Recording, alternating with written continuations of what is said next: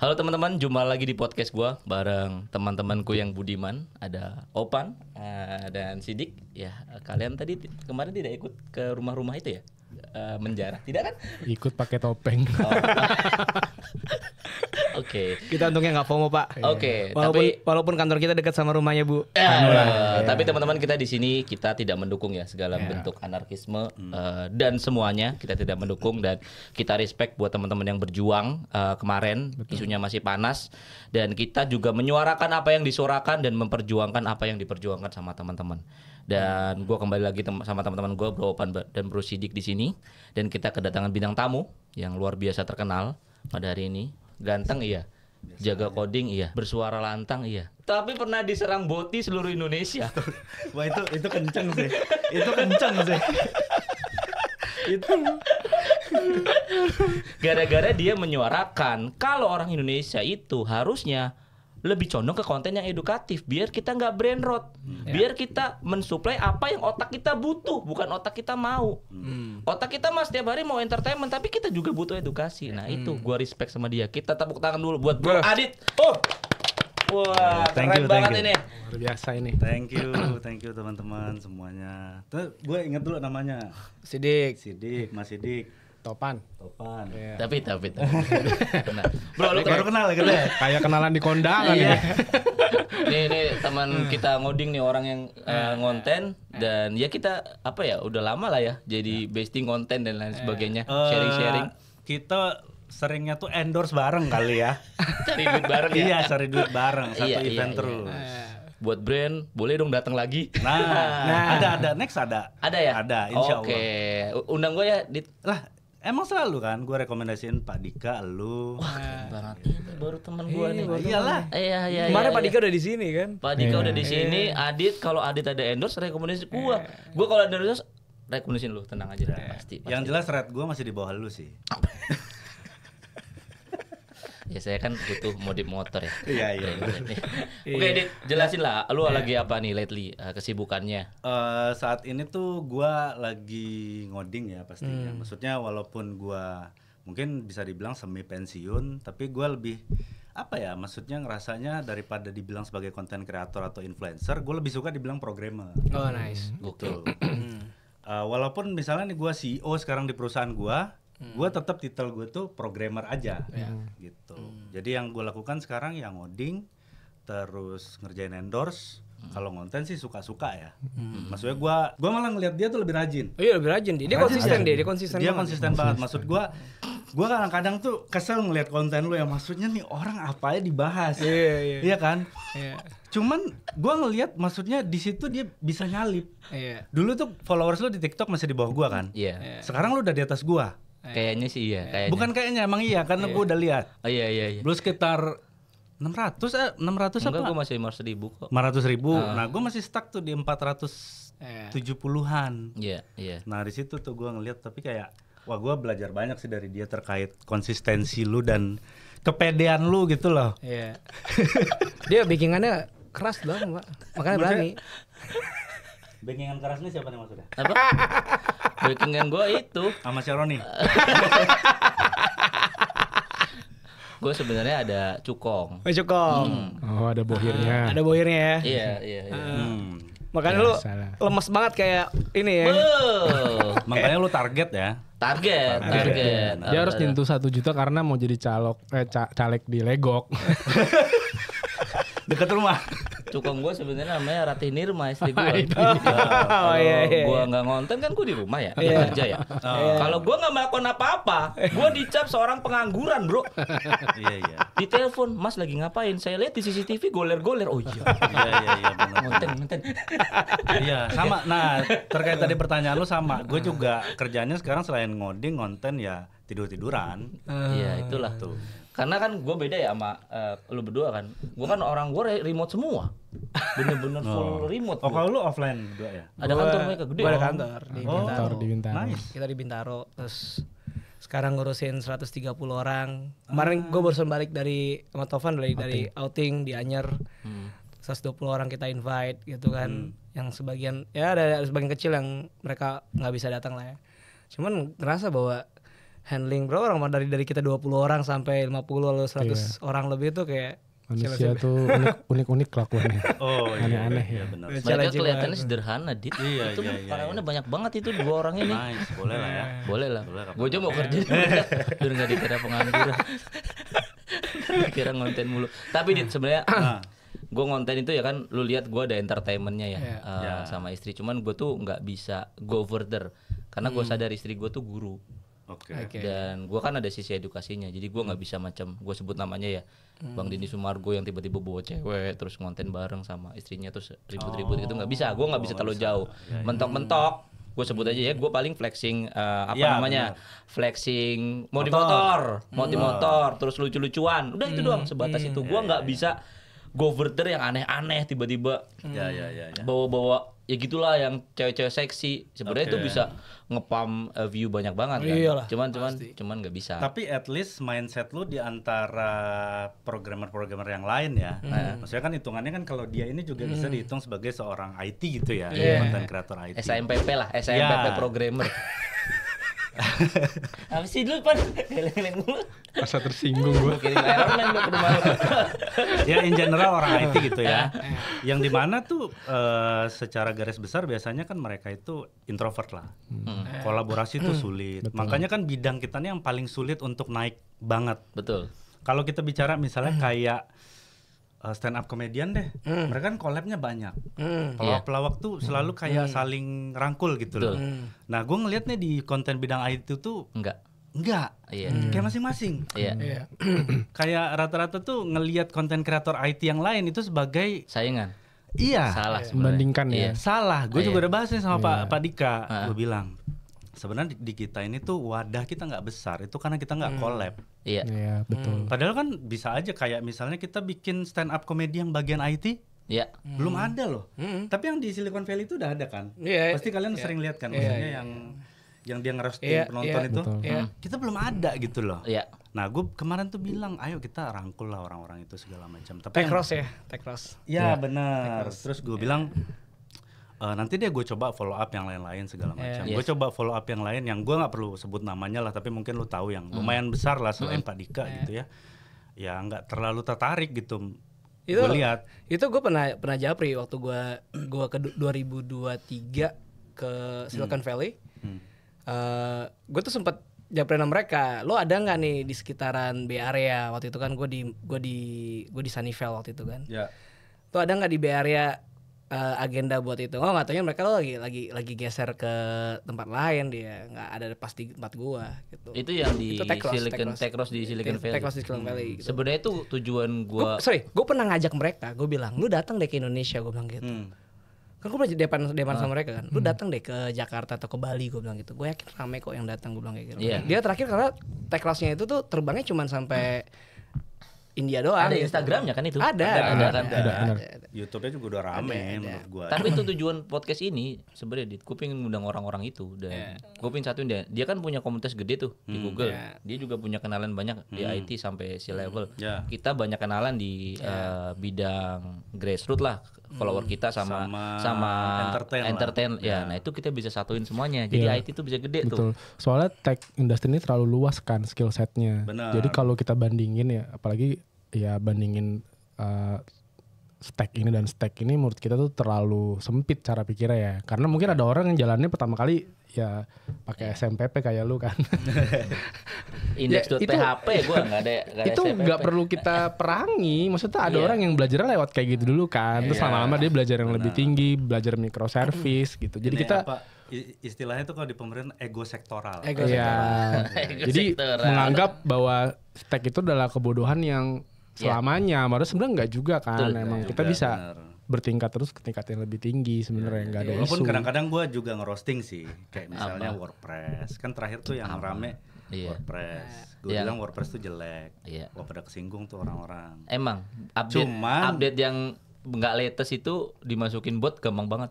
Iya memang benar. Cuman niat gue tuh di situ bilang jeleknya bukan purely yang jelek. Lu pokoknya tinggalin WordPress, nggak mungkin. Memang gue tahu itu impossible ditinggalin gitu loh. Cuman kalau lu Kadang-kadang gini, Mas, gue tuh mikirnya tuh banyak orang-orang WordPress developer, sorry to say nih ya, mungkin nggak apa-apa ini buat jadi clipper, ini akan memantik perdebatan. WordPress developer tuh suka ngaku-ngaku kalau dia tuh programmer. Iya. Gue tuh kan dulu tahun 2014 kan gue mulai dari WordPress juga, karena dari 2012 gue belajar WordPress, terus gue ngelamar kerja. Awal-awal tuh mungkin sensor aja gue ditolak. Karena gue pengennya jadi engineer, sedangkan stack untuk WordPress developer itu masuknya ke marketing. Oke, make sense. Bukan engineering gitu. Jadi kalau berdebat sebenarnya nggak masuk, karena debat engineering marketing kan beda.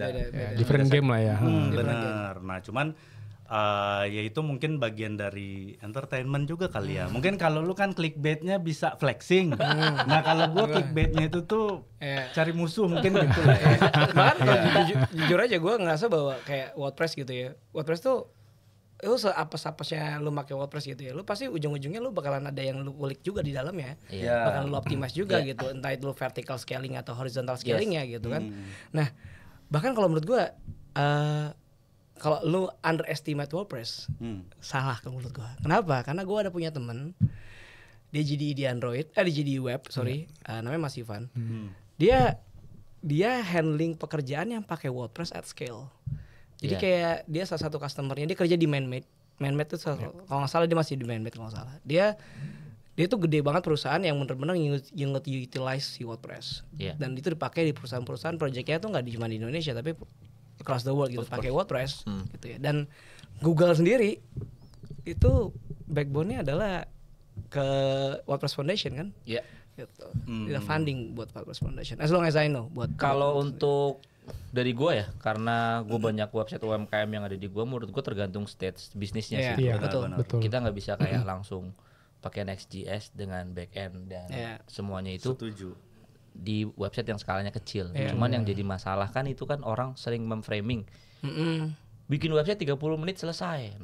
Nah, buat apaan itu? Itu website apa dulu? Karena iya kan yang itu kan yang jadi permasalahan. Jadi apa? Iya si Timothy kan, si Timothy kan. Tapi kan yang jadi permasalahan kan orang jadi menganggap. Bahkan ada satu instansi atau orang pemerintahan juga yang ngomong, kasihin ke programmer 1 jam selesai.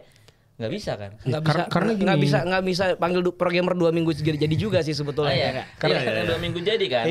Jadi mindset orang tuh kan ini bisa desain nih semuanya, termasuk isi ulang tinta printer sama anak IT. Gini sebenarnya, karena kan banyak juga awal dari perdebatan WordPress itu kenapa dimulainya?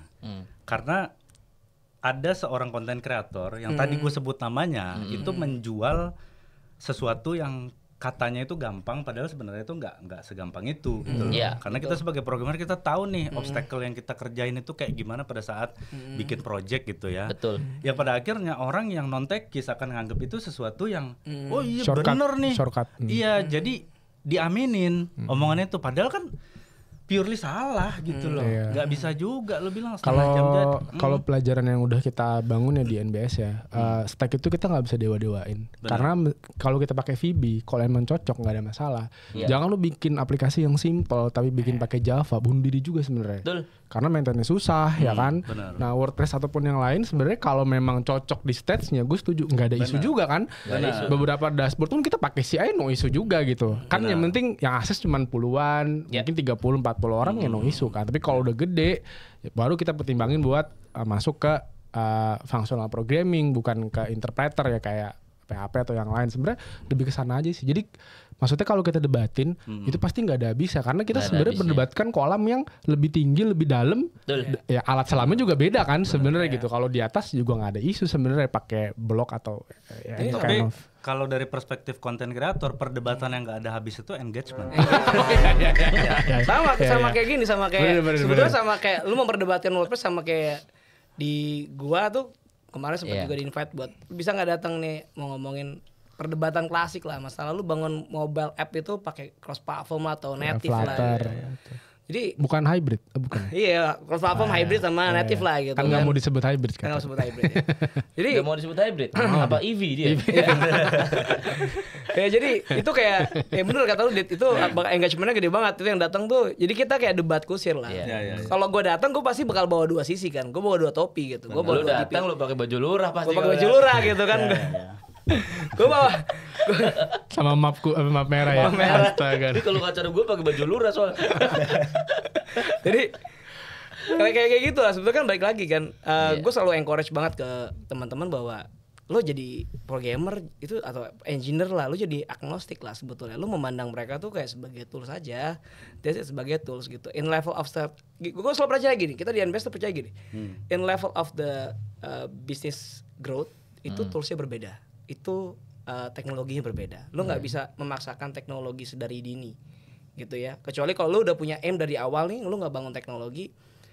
Lu berharapnya kayak ini bisa scale, dia bisa sustain, ada purpose-nya lah. Misalkan kayak kenapa kita masih pakai Golang gitu misalkan, dibandingkan yang kemarin hype-nya Rust gitu misalkan. Itu kan sama juga kayak lu meng-compare kenapa lu pakai WordPress dibandingkan lu bikin from scratch gitu kan. Itu sama kayak kita ngelihatnya, gua sama Tovan selalu bakal nanya sama kliennya, lu mau ekspektasi apa sama platform ini? Apa yang lu mau ekspektasikan? Sama budget lu berapa kan? Ya, selain budget. Tentunya kayak misalkan gue pengen cost infra gue kecil, lebih terukur, ya. Jelas gue biasanya kalau buat yang high scalability, high availability, biasanya gue pakai Golang gitu kan buat di backendnya. Jadi ada pertimbangan itu nggak kayak sederhana kayak ini pakai Laravel aja. Karena keren. Pakai ini karena Golang. keren kan nggak bisa. Pakai Rust karena keren gitu kan. Tapi ada salah satu travel OTA yang backbone-nya masih pakai MySQL, cuman dioptimize. Ada. Di Indonesia. Ada yang pakai. Ada yang OTA dia backbone pertama kali dia bangunnya pakai CI. Lu serius lu CI? Iya, gue kenal CTO-nya. Kita kenal. Dan dia sendiri yang cerita, gue masih pakai MySQL. Kalau ada legend tuh, kalau ada orang coding code igniter di cafe dipukulin soalnya. Bener tuh. Ketawa. Digebukin lagi. Nih gue kapan-kapan kita bisa ada orang nyalain SMPP nih di coffee shop isinya program, dipukulin. Next time kita dijarah itu laptopnya. Di bawah bak mandi dong. Nah, ini serius. Itu pakai CI? Pakai CI. Sampai sekarang enggak? Gue nggak tahu kalau sekarang, tapi dia kontributor tertinggi sebelum dia cabut. Iya, dia menuju di kantornya. Dia ketika dia mau menuju sebelum akuisisi waktu itu OTA tersebut gitu ya. Itu teknologi di belakang pakai CI. Kita terakhir itu ketemu berapa? 4 bulan apa 5 bulan lalu ya? 5 bulan lalu lah. Iya, masih cerita emang. Itu orang yang benar-benar humble sih menurut gue, dan memang dia, karena masalah gini Mbak, di Indonesia itu lu tahu teknologi cuma di upper layer-nya aja. Jadi kayak misalkan ya lu pakai, let's say lu anggapannya teknologi tersebut tuh kayak pisau gitu. Lu tuh cuman cara, let's say itu pisau masak gitu, cuman tahu caranya ya kayak gitu doang gitu dipakai. Dia itu cuma tahu makainya, tapi lu nggak tahu detail dalamannya ini seperti apa, dia under the hood-nya seperti apa, dia mekaniknya bekerja tuh seperti apa. Jadi biasanya cuma tahu kulitnya, habis itu koar-koar kan. Yang wise kan sebetulnya ketika lu tahu dalamannya, lu tahu nih bagaimana ngoptimize, lu tahu nih kapabilitas ini barang, ini sejauh apa kalau diajak lari gitu kan. Sayangnya di situ sih, jarang yang bener-bener main sampai low level sebetulnya, yang lihat lebih dalam. Proses kompilasinya kayak gini, proses dia nanti running di memorinya kayak gini misalkan. Apa sih yang ngebuat dia spesial itu gitu. Yang programmer Indonesia jarang, Dik. Jarang. Kenapa? Kalau kata Lin Luna ya, yang ada Twitternya itu, banyak lah dia ngomong IT. Yaitu programmer cosplay, kenapa Docker nggak diciptakan sama orang Indonesia? Gara-gara itu. Karena kita nggak ngerti proses di dalamnya, ngertinya upper layernya doang. Betul. Jadi berantemnya sekedar kayak gini terus. Gue yakin yang pakai CI itu karena user dia tuh udah jutaan atau ratusan ribu, dia nggak bisa. Dalam waktu gini, dan duitnya juga terbatas pasti. Engineer-nya, workforce-nya terbatas. Udah pasti mau nggak mau pilihannya cuman optimize. Udah. Sampai pada titik dia dapat duit, ganti semuanya. Pastilah, mau gimana lagi. Next time ntar kita undang ya kalau itu legend itu dia, legend di tech industry Indonesia. Tapi itu membuka sih. Itu satu angkatan sama Pak Rendra tuh. Jujur gue buka di sini, gue pernah diceritain salah satu lembaga lah di Indonesia. Ya dia masih pakai CI untuk backbone-nya, tapi bedanya mereka nggak optimize, jadinya jelek berantakan, banget. benar. Tapi gue nggak ambil juga sih konsultasinya. Lanjut. Dit, lu yang ngomongin HR, Dit. Apa tuh? HR-nya jadul lah, suka pada apa namanya, PHP, bukan PHP coding ya. Iya, ghosting, nanya-nanya doang. Terus nanti kita kumpulkan ya CV-nya sebagai database, tapi nggak ada follow up. Nah, apa yang men-trigger lu untuk itu? Rame banget di LinkedIn. LinkedIn lu tuh bukan itu loh.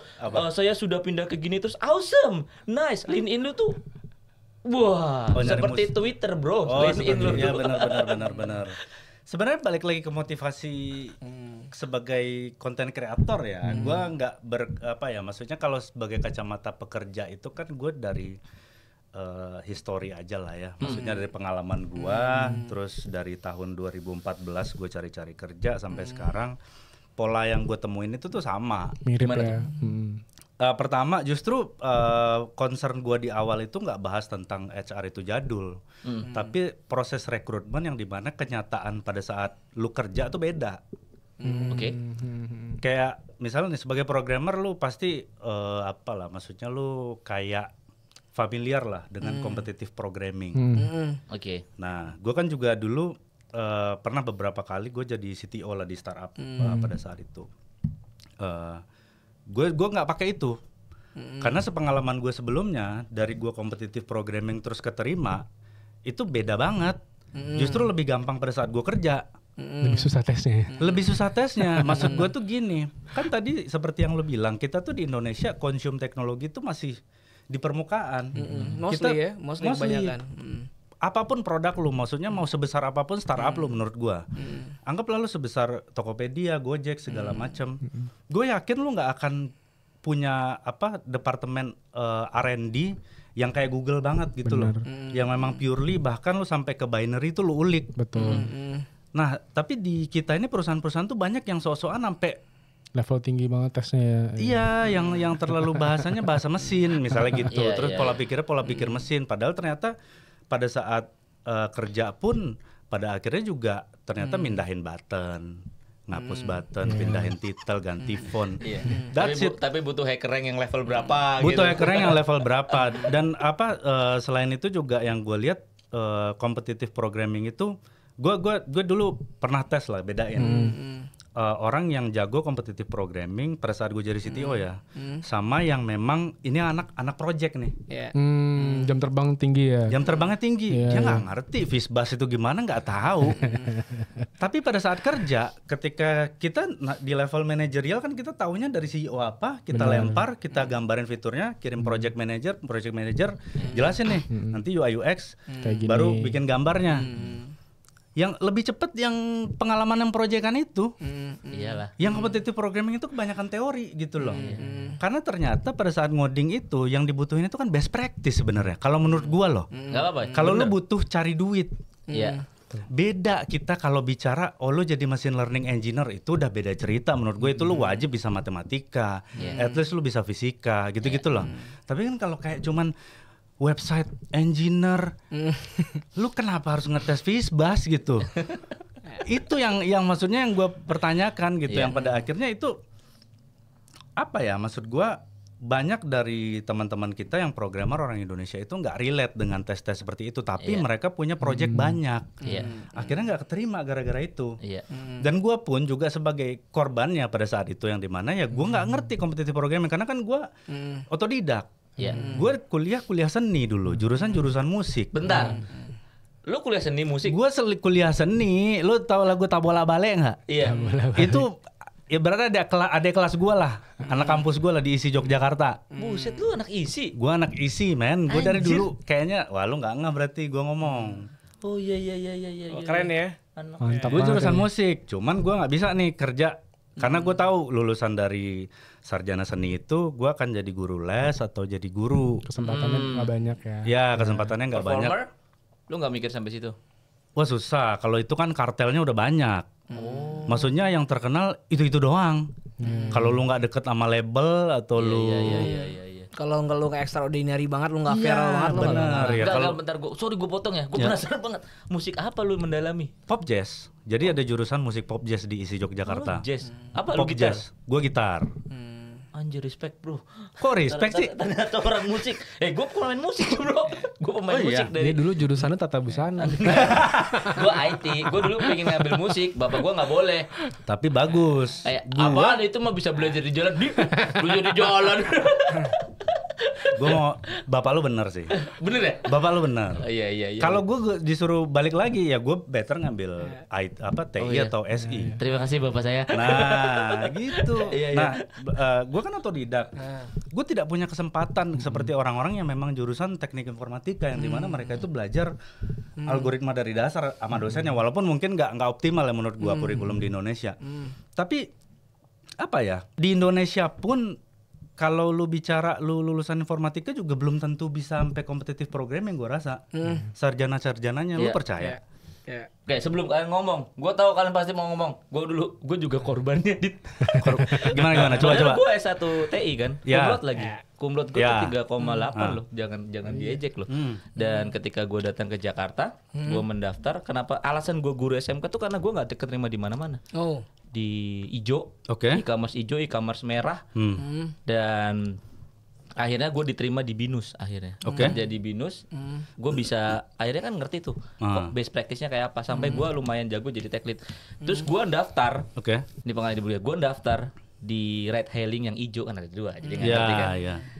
Gue latihan kompetitif programming sampai mati tuh, kayak mau mati kan. Akhirnya gue lolos tuh dit, sampai gue disuruh ngebuat use case gue bagus banget, gue buat pakai Golang, test case coverage gue udah 99%, gue udah bisa nentuin jarak driver dan lain sebagainya. Tahu nggak di terakhir interview gue gagal gara-gara apa? Dia tanya clean code, gue nggak ngerti. Kan nggak semua orang ngerti clean code anjing. Nah kan terlalu berbelit-belit ya. Gini. Tapi sekarang dia jadi apa? Gue jadi apa? Anjay, nggak boleh sombong. Bentar Bet. Nah, ego sektoral itu juga ini tuh relate yang tadi lo bilang. Iya. Ketika lo jadi bos nih, lo berarti berdua udah jadi bos kan ya? Ya bisa dibilang kayak gitu deh ya. Iyalah. Padahal kita nggak merasa jadi bos juga. Gue juga dulu CTO kan. Tapi gue selalu pakai mindset apa yang gue tahu, istilah-istilah, terminologi yang gue tahu di coding. Buat gue tuh nggak penting. Tapi ternyata ada loh bos-bos teknologi yang buat dia itu misalnya kayak head of engineering. Dia pada saat ngetes kandidat, lu tahu nggak naif bias? Naif. Kalau nggak tahu itu langsung dicoret sama dia, dan ya itu balik lagi ke ego sektoral tadi menurut gua kayak lu kan? Ya maksudnya lu tahu itu buat kerjaan gunanya apa, itu pertanyaan gua. Iya. Kerjaan lu sejauh itu nggak? Kalau lu cuman buat nampilin retrieve data, fetch data terus retrieve ke front end, that's it. Lu ngapain pakai metode naif bias gitu? Bener, dan lucunya setelah gue ditolak itu, gue kan bangun startup sama Raymond Chin, namanya Wellness. Startup gue diakuisisi sama David Company, gue jadi CTO juga akhirnya. Pada akhirnya bisnis juga kan yang. Akhirnya gue nyelip orang yang interview gue itu tadi. Maksud gue itu kan nggak penting. Gue udah buktikan nih bro. Di test case gue ada source code-nya bagus punya gue. Mereka udah oke, kenapa cuman gara-gara itu nggak keterima kayak? Bukannya gue nggak puas ya kan diri gue, mungkin ada orang yang lebih baik, tapi menurut gue itu bullshit. Coba kalau menurut bro berdua gimana? Makanya gue pasti di CTO gue nggak pernah mandang gitu-gitu. Gue agak longgar aja, best practice aja. Jadi kalau dari supana kita ya, kok jadi kita di interview ya? Nggak apa-apa. Jadi share talk aja gitu. Jadi gini, balik lagi sebetulnya, gue pun juga agak melihat waktu itu relevansinya apa sih kompetitif programming sama sama pekerjaan yang dilakukan sebetulnya. Sampai gue menyadari, gue pun dulu gue gini-gini pernah ikutan ACM ICPC sebetulnya. Apa tuh? ACM ICPC itu kontes programming lah. Zaman waktu gue kuliah. Ya, gue ikutan. Walaupun gue nggak jago-jago amat lah yang lain, tapi ada satu hal yang menurut gue yang ketika kita udah handling project-project at scale gitu ya, balik ke scalability sebetulnya. Kenapa sih butuh itu? Cuman penempatan itu apakah dibutuhkan di awal itu tuh sebetulnya ada plus minusnya. Kalau lu plus bisa dapet bagus, bisa berarti lu dapat kandidat yang mungkin lebih baik. Tapi kalau lu nggak dapat, kan tuh anak bisa di nurture sebetulnya. Nah itu balik lagi, lu nggak bisa mengharuskan bahwa competitive programming is kayak apa ya, is a must gitu, is optional. Kecuali misalkan lu pernah trauma. Ada nih case-nya, gue buka aja. Ada salah satu perusahaan klien kita, dia udah gede perusahaannya, dia sering dapat vendor yang kurang qualified. Akhirnya keputusannya adalah ya udah kita berlakukan buat tes algoritma pakai HackerRank. Gitu. Make sense. Karena dia apa? yang disuplai sama dia ternyata orang-orangnya nggak qualified. Gitu ya. Sama kayak pekerjaan-pekerjaan yang kita handling nih. Banyak pekerjaan yang datang ke NBS itu sekarang bukan tipenya bikin dari nol. Tapi pekerjaan-pekerjaan yang secara kualitasnya nggak sampai. Jadi ketika perusahaan tersebut itu mau scale bisnisnya dengan tools yang existing, ini tools tuh nggak bisa diajak lari kemana-mana gitu loh. Ini tools tuh bermasalah gitu loh. Dan kalau lu mau ajak lari, pilihannya cuma 2. Lu bikin dari nol, which is lu akan ngeluarin investasi yang lebih besar lagi, atau lu ngelakuin revamping. Revampnya tuh perlahan. Lu ngebenerin dari permasalahan-permasalahan yang ada. Contohnya misalkan. Latensinya lambat nih, ya ternyata kalau kita cek di APM-nya segala macam kan bisa kelihatan tuh. Kalau kita tracing, wah permasalahan di mana? Di query-nya, misalkan. Query-nya nggak efisien, misalkan. Kita cek lagi di prosesnya mana. Oh ternyata dia pemilihan algoritmnya nggak pas, struktur kodenya nggak pas, gitu misalkan. Teman, apakah itu dibutuhkan di awal? Tergantung dari posisi yang mau lo apply. Kalau lo mau nyari namanya senior engineer dan perusahaan lo emang serius bisnis gitu ya tanda kutip, ya lo butuh untuk at the end nih orang ngerti. Karena kalau lu mau apply-nya di Indonesia lu bisa, gue yakin lu kalau mau berkarir di luar negeri itu pasti bisa. Senior engineer lo. Sedangkan ketika lu definisin senior, mid sama junior, setiap perusahaan tuh punya subjektivitasnya masing-masing. Gitu. Yang dipaksakan adalah lu bisa mid sama gue apa enggak? Relevan apa enggak? Sama kayak kita pertama kali jadi salah satu vendor di unicorn. Ya, besar lah. Itu kita dievaluate panjang, Pak. Karena emang kebutuhannya mereka carinya bener-bener highly principal engineer. Principal engineer. Jadi ditanya kayak lu open ended questionnya tuh panjang. Jadi nggak serta-merta, oke gue kirim CV ke gue sini nanti gue interview. Itu nggak ini ketika gue kita 5 kali tes. Hanya untuk apa jadi vendor. Aja tuh tesnya? Jadi kalau yang gue pertama dari dia review resume yang kita kirim itu yang pertama. Terus yang kedua ada kayak lu suruh ngerjain test tertulis lah, take home test lah. Itu 2. Itu gue padahal cuma jadi vendor ya. Yang ketiga lu interview sama peers dulu. Gitu ya. Terus interview sama another level. Yang paling ketiga lu interview sama tech lead level. Karena emang kebutuhannya saat itu adalah posisinya dia membutuhkan emang really experienced engineer untuk ngembangin mereka punya SDK saat itu. Dan itu nggak sembarangan. Karena emang mereka harus call kompleks ya. Gue ditanyain kayak prinsip-prinsip tadi ya. Lu ngerti nggak dependency injection, paham design pattern apa enggak gitu ya. Lu paham misalkan kayak lu tahu solid nggak gitu misalkan, solid principles. Lu tahu single responsibility seperti apa. Coba mana project yang lu pernah bangun terus lu ceritain ke gua. Itu kayak gitu, Pak. Itu lebih masuk akal. Lebih masuk akal karena emang posisinya yang dicari itu, Pak. Iya. Nah, masalahnya juga kebanyakan dari head of IT itu nggak percaya dengan GitHub. Itu pertama. Instead of dari competitive programming, menurut gua lebih pilih gini. Better lu kasih take home test deh. Lu di perusahaan lu lagi ada kasus apa nih sekarang? Lu butuh case apa? Nyata daripada teori-teori di kampus yang dites. Karena kan kebanyakan yang gue lihat itu di HackerRank itu nggak relevan. Kayak lu mainin array. Maksud gue tuh apa ini maksudnya mainin array? Itu tuh ngerti gak sih lu maksudnya? Ngerti. Sorry, gue tambahin dari dia. Jadi balik lagi, lu mau nempatin si engineers ini, kandidat ini tuh di scale yang mana? Nggak mungkin lu tiba-tiba scale kapabilitas engineer ini lu taruh ke project yang bener-bener butuh high scalability, nggak mungkin. Dan ini banyak kan posisinya itu kayak front end developer gitu loh, Pak. Itu salah menurut gua. Akhirnya approach gitu di NBS dibalik. Jadi selama ini kan kita nyari orang berharap itu gue dapat tes yang bakalan kompleks segala macam. Kita udah ngelakuin itu Pak zaman di awal-awal. Sederhana, gue nggak pakai competitive programming lah. Gue cuma pakai sederhana tuh ya, kayak misalkan 1, 2, 3, 4, 5 bintang, 6, 7, 8, 9, 10 bintang. Gue bikin algoritma sederhana aja. Itu aja banyak yang nggak lolos Pak. Akhirnya gue pun nggak akan lolos itu. Nah, gue jujur aja. Iya kan. Tapi gue bisa akuin gue banyak bikin produk yang dimana downloadersnya jutaan. Nah, poin gue akhirnya kita bukan lagi membuat mereka take home test itu ngerjain gitu ya. Sekarang kita lebih baik live coding aja. Karena pada kita sadar bahwa yang kita cari adalah orang-orang yang bisa menyelesaikan masalah dan mau kerja, problem solving. Benar. Jelas mereka mau kerja gitu kan, problem solving. Yang kita cari itu adalah yaudah lu buka laptop lu, kita interview, lu live coding, kita lihat lu mau buka ChatGPT silakan, lu zaman dulu pakai Stack Overflow. Yang kita nilai itu bukan pada jawaban akhir yang mereka submit. Yang kita nilai adalah cara dia menyelesaikan masalahnya. Prosesnya yang gue review. Prosesnya yang kita lihat. Kan? Karena kalau lu cuma melihat isi akhir dan lu karena pernah kejadian, lu bisa kayak gini nggak, bisa kayak gini nggak. Gitu. Kalau dia paham, walaupun dia tidak bisa menerjemahkan dalam bentuk kode, tapi setidaknya dia tahu gitu. Iya, dia understand. Ya, tinggal gue mainin level kompleksitasnya aja tuh di kantor di NBS. Ini naik segini. Pada dasarnya kita cari dia bisa nyelesain masalah apa enggak. Karena ketika lu masuk ke dalam, lu suruh cari nih ke ChatGPT lah atau Gemini lah atau lu pakai Sonnet Cloudy lah misalkan gitu. At the end lu bakal menilai bahwa promnya bener apa enggak. Ketika lu promnya bener berarti lu bisa memahami konteks masalahnya. Lu tahu cara proses penyelesaian masalahnya seperti apa. Mungkin teman nambahin. Jadi benar, karena dulunya gitu kita ngetes orang tuh kompleks banget ya, pakai teks, ya tuh tes home apa dibawa pulang segala macam, itu sebenarnya nggak works.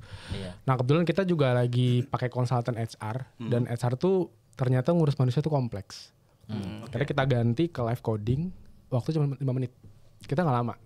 Kita suruh bikin satu function aja kecil, dia kita lihat adalah logiknya, bagaimana dia ngebikin logik itu dengan bahasa apapun yang bebas.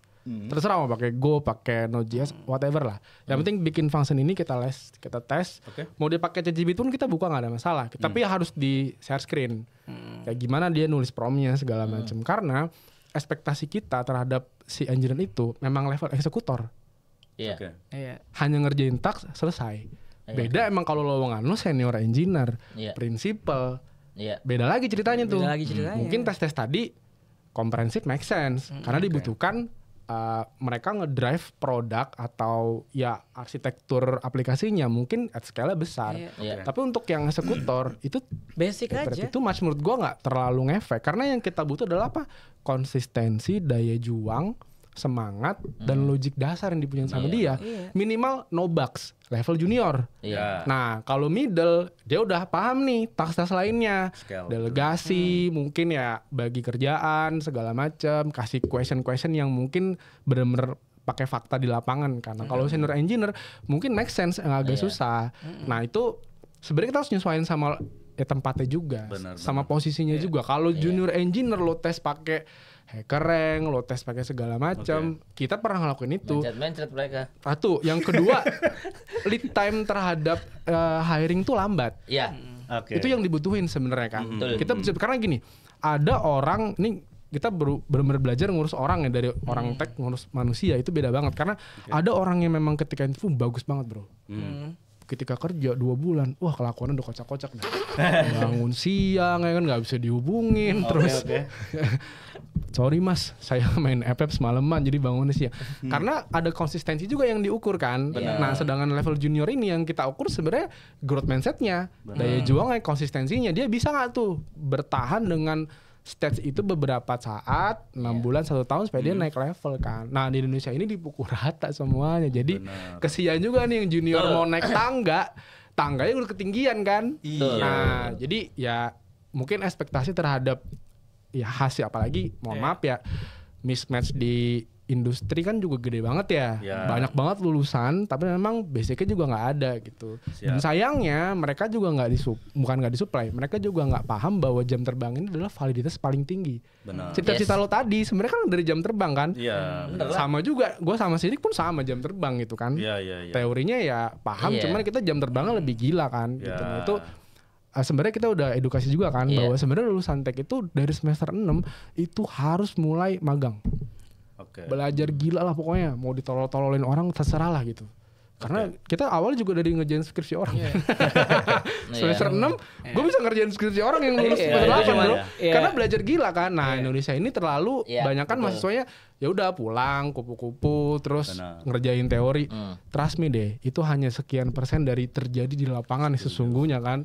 Di anjing-anjingin atasan lo, dibego-begoin, deadline harus 1 jam selesai. Itu nggak ada di kuliah bro. Nggak ada lah. Serius nggak ada di kuliah. Tapi ini emang masuk lebih cepat. Deritanya lebih cepat dirasakan. Benar. Gue nambahin gini. Jadi proses yang tadi disampaikan sama Tovan itu kayak itu 1 jam kurang pun juga udah bisa sebetulnya kayak kita bisa ngelihat wah ini cocok apa enggak nih. Karena pada akhirnya teman-teman yang apply kerjaan teman-teman nyari kerjaan juga harus tahu bahwa sebetulnya ketika ini kenapa gue bisa sadar ini nih ya. Ketika kita interview sama yang tadi salah satu dekakon lah yang warna hijau gitu ya. Banyak kan warna jadi aman. Ya. Itu sebetulnya mereka mencari similarities, kesamaan. Lu pernah apakah kita tuh kalau bahasa kerennya are we in the same page apa enggak nih secara kompetensi. Tapi balik lagi ya. Again kalau lu mau ngebuat junior engineer lebih banyak itu lu harus ngebantu mereka juga. Iya, benar. Ngebantu mereka juga. Makanya satu hal yang ngebuat gua sama Tovan berbangga hati adalah once ketika mereka masuk itu mereka kita grow karena kita sudah punya sistemnya. Yes. Kita sudah punya internal frameworknya. Karena kita consulting yang kerjaannya tanda kutip gitu-gitu aja sebetulnya. Mereka itu datang cuma bawa logic sebetulnya sama fundamental knowledge terkait toolsnya aja. Iya. Sisanya udah banyak automationnya, udah banyak historinya, udah banyak mentor yang siap ngebantu lo gitu. Ya. Itu sih Pak. Terus lompat dari topik yang tadi, kita balik lagi ke HR. Yang kedua, lu bikin competitive programming, take home test ribet buat masuk perusahaan. Ternyata lowongannya tuh nggak ada atau belum valid. Itu yang gua kemarin itu berisik. Itu zolim sih Pak. Zolim. Parah Karena sih. gini, itu zaman sekarang lowongan itu tuh dijadikan sebagai another marketing funnel lah. Iya, maksudnya kalian udah pernah dengar belum atau Belum pernah gua. belum pernah dengar. Jadi gini Fit. Jadi lu mungkin udah budget marketing ke ads biasa lah gitu ya. Tapi ada yang lebih efektif. Lu bikin lowongan. Kok bisa dari lowongan lu marketing? Karena pada saat orang apply, orang pasti lihat ini perusahaan apa.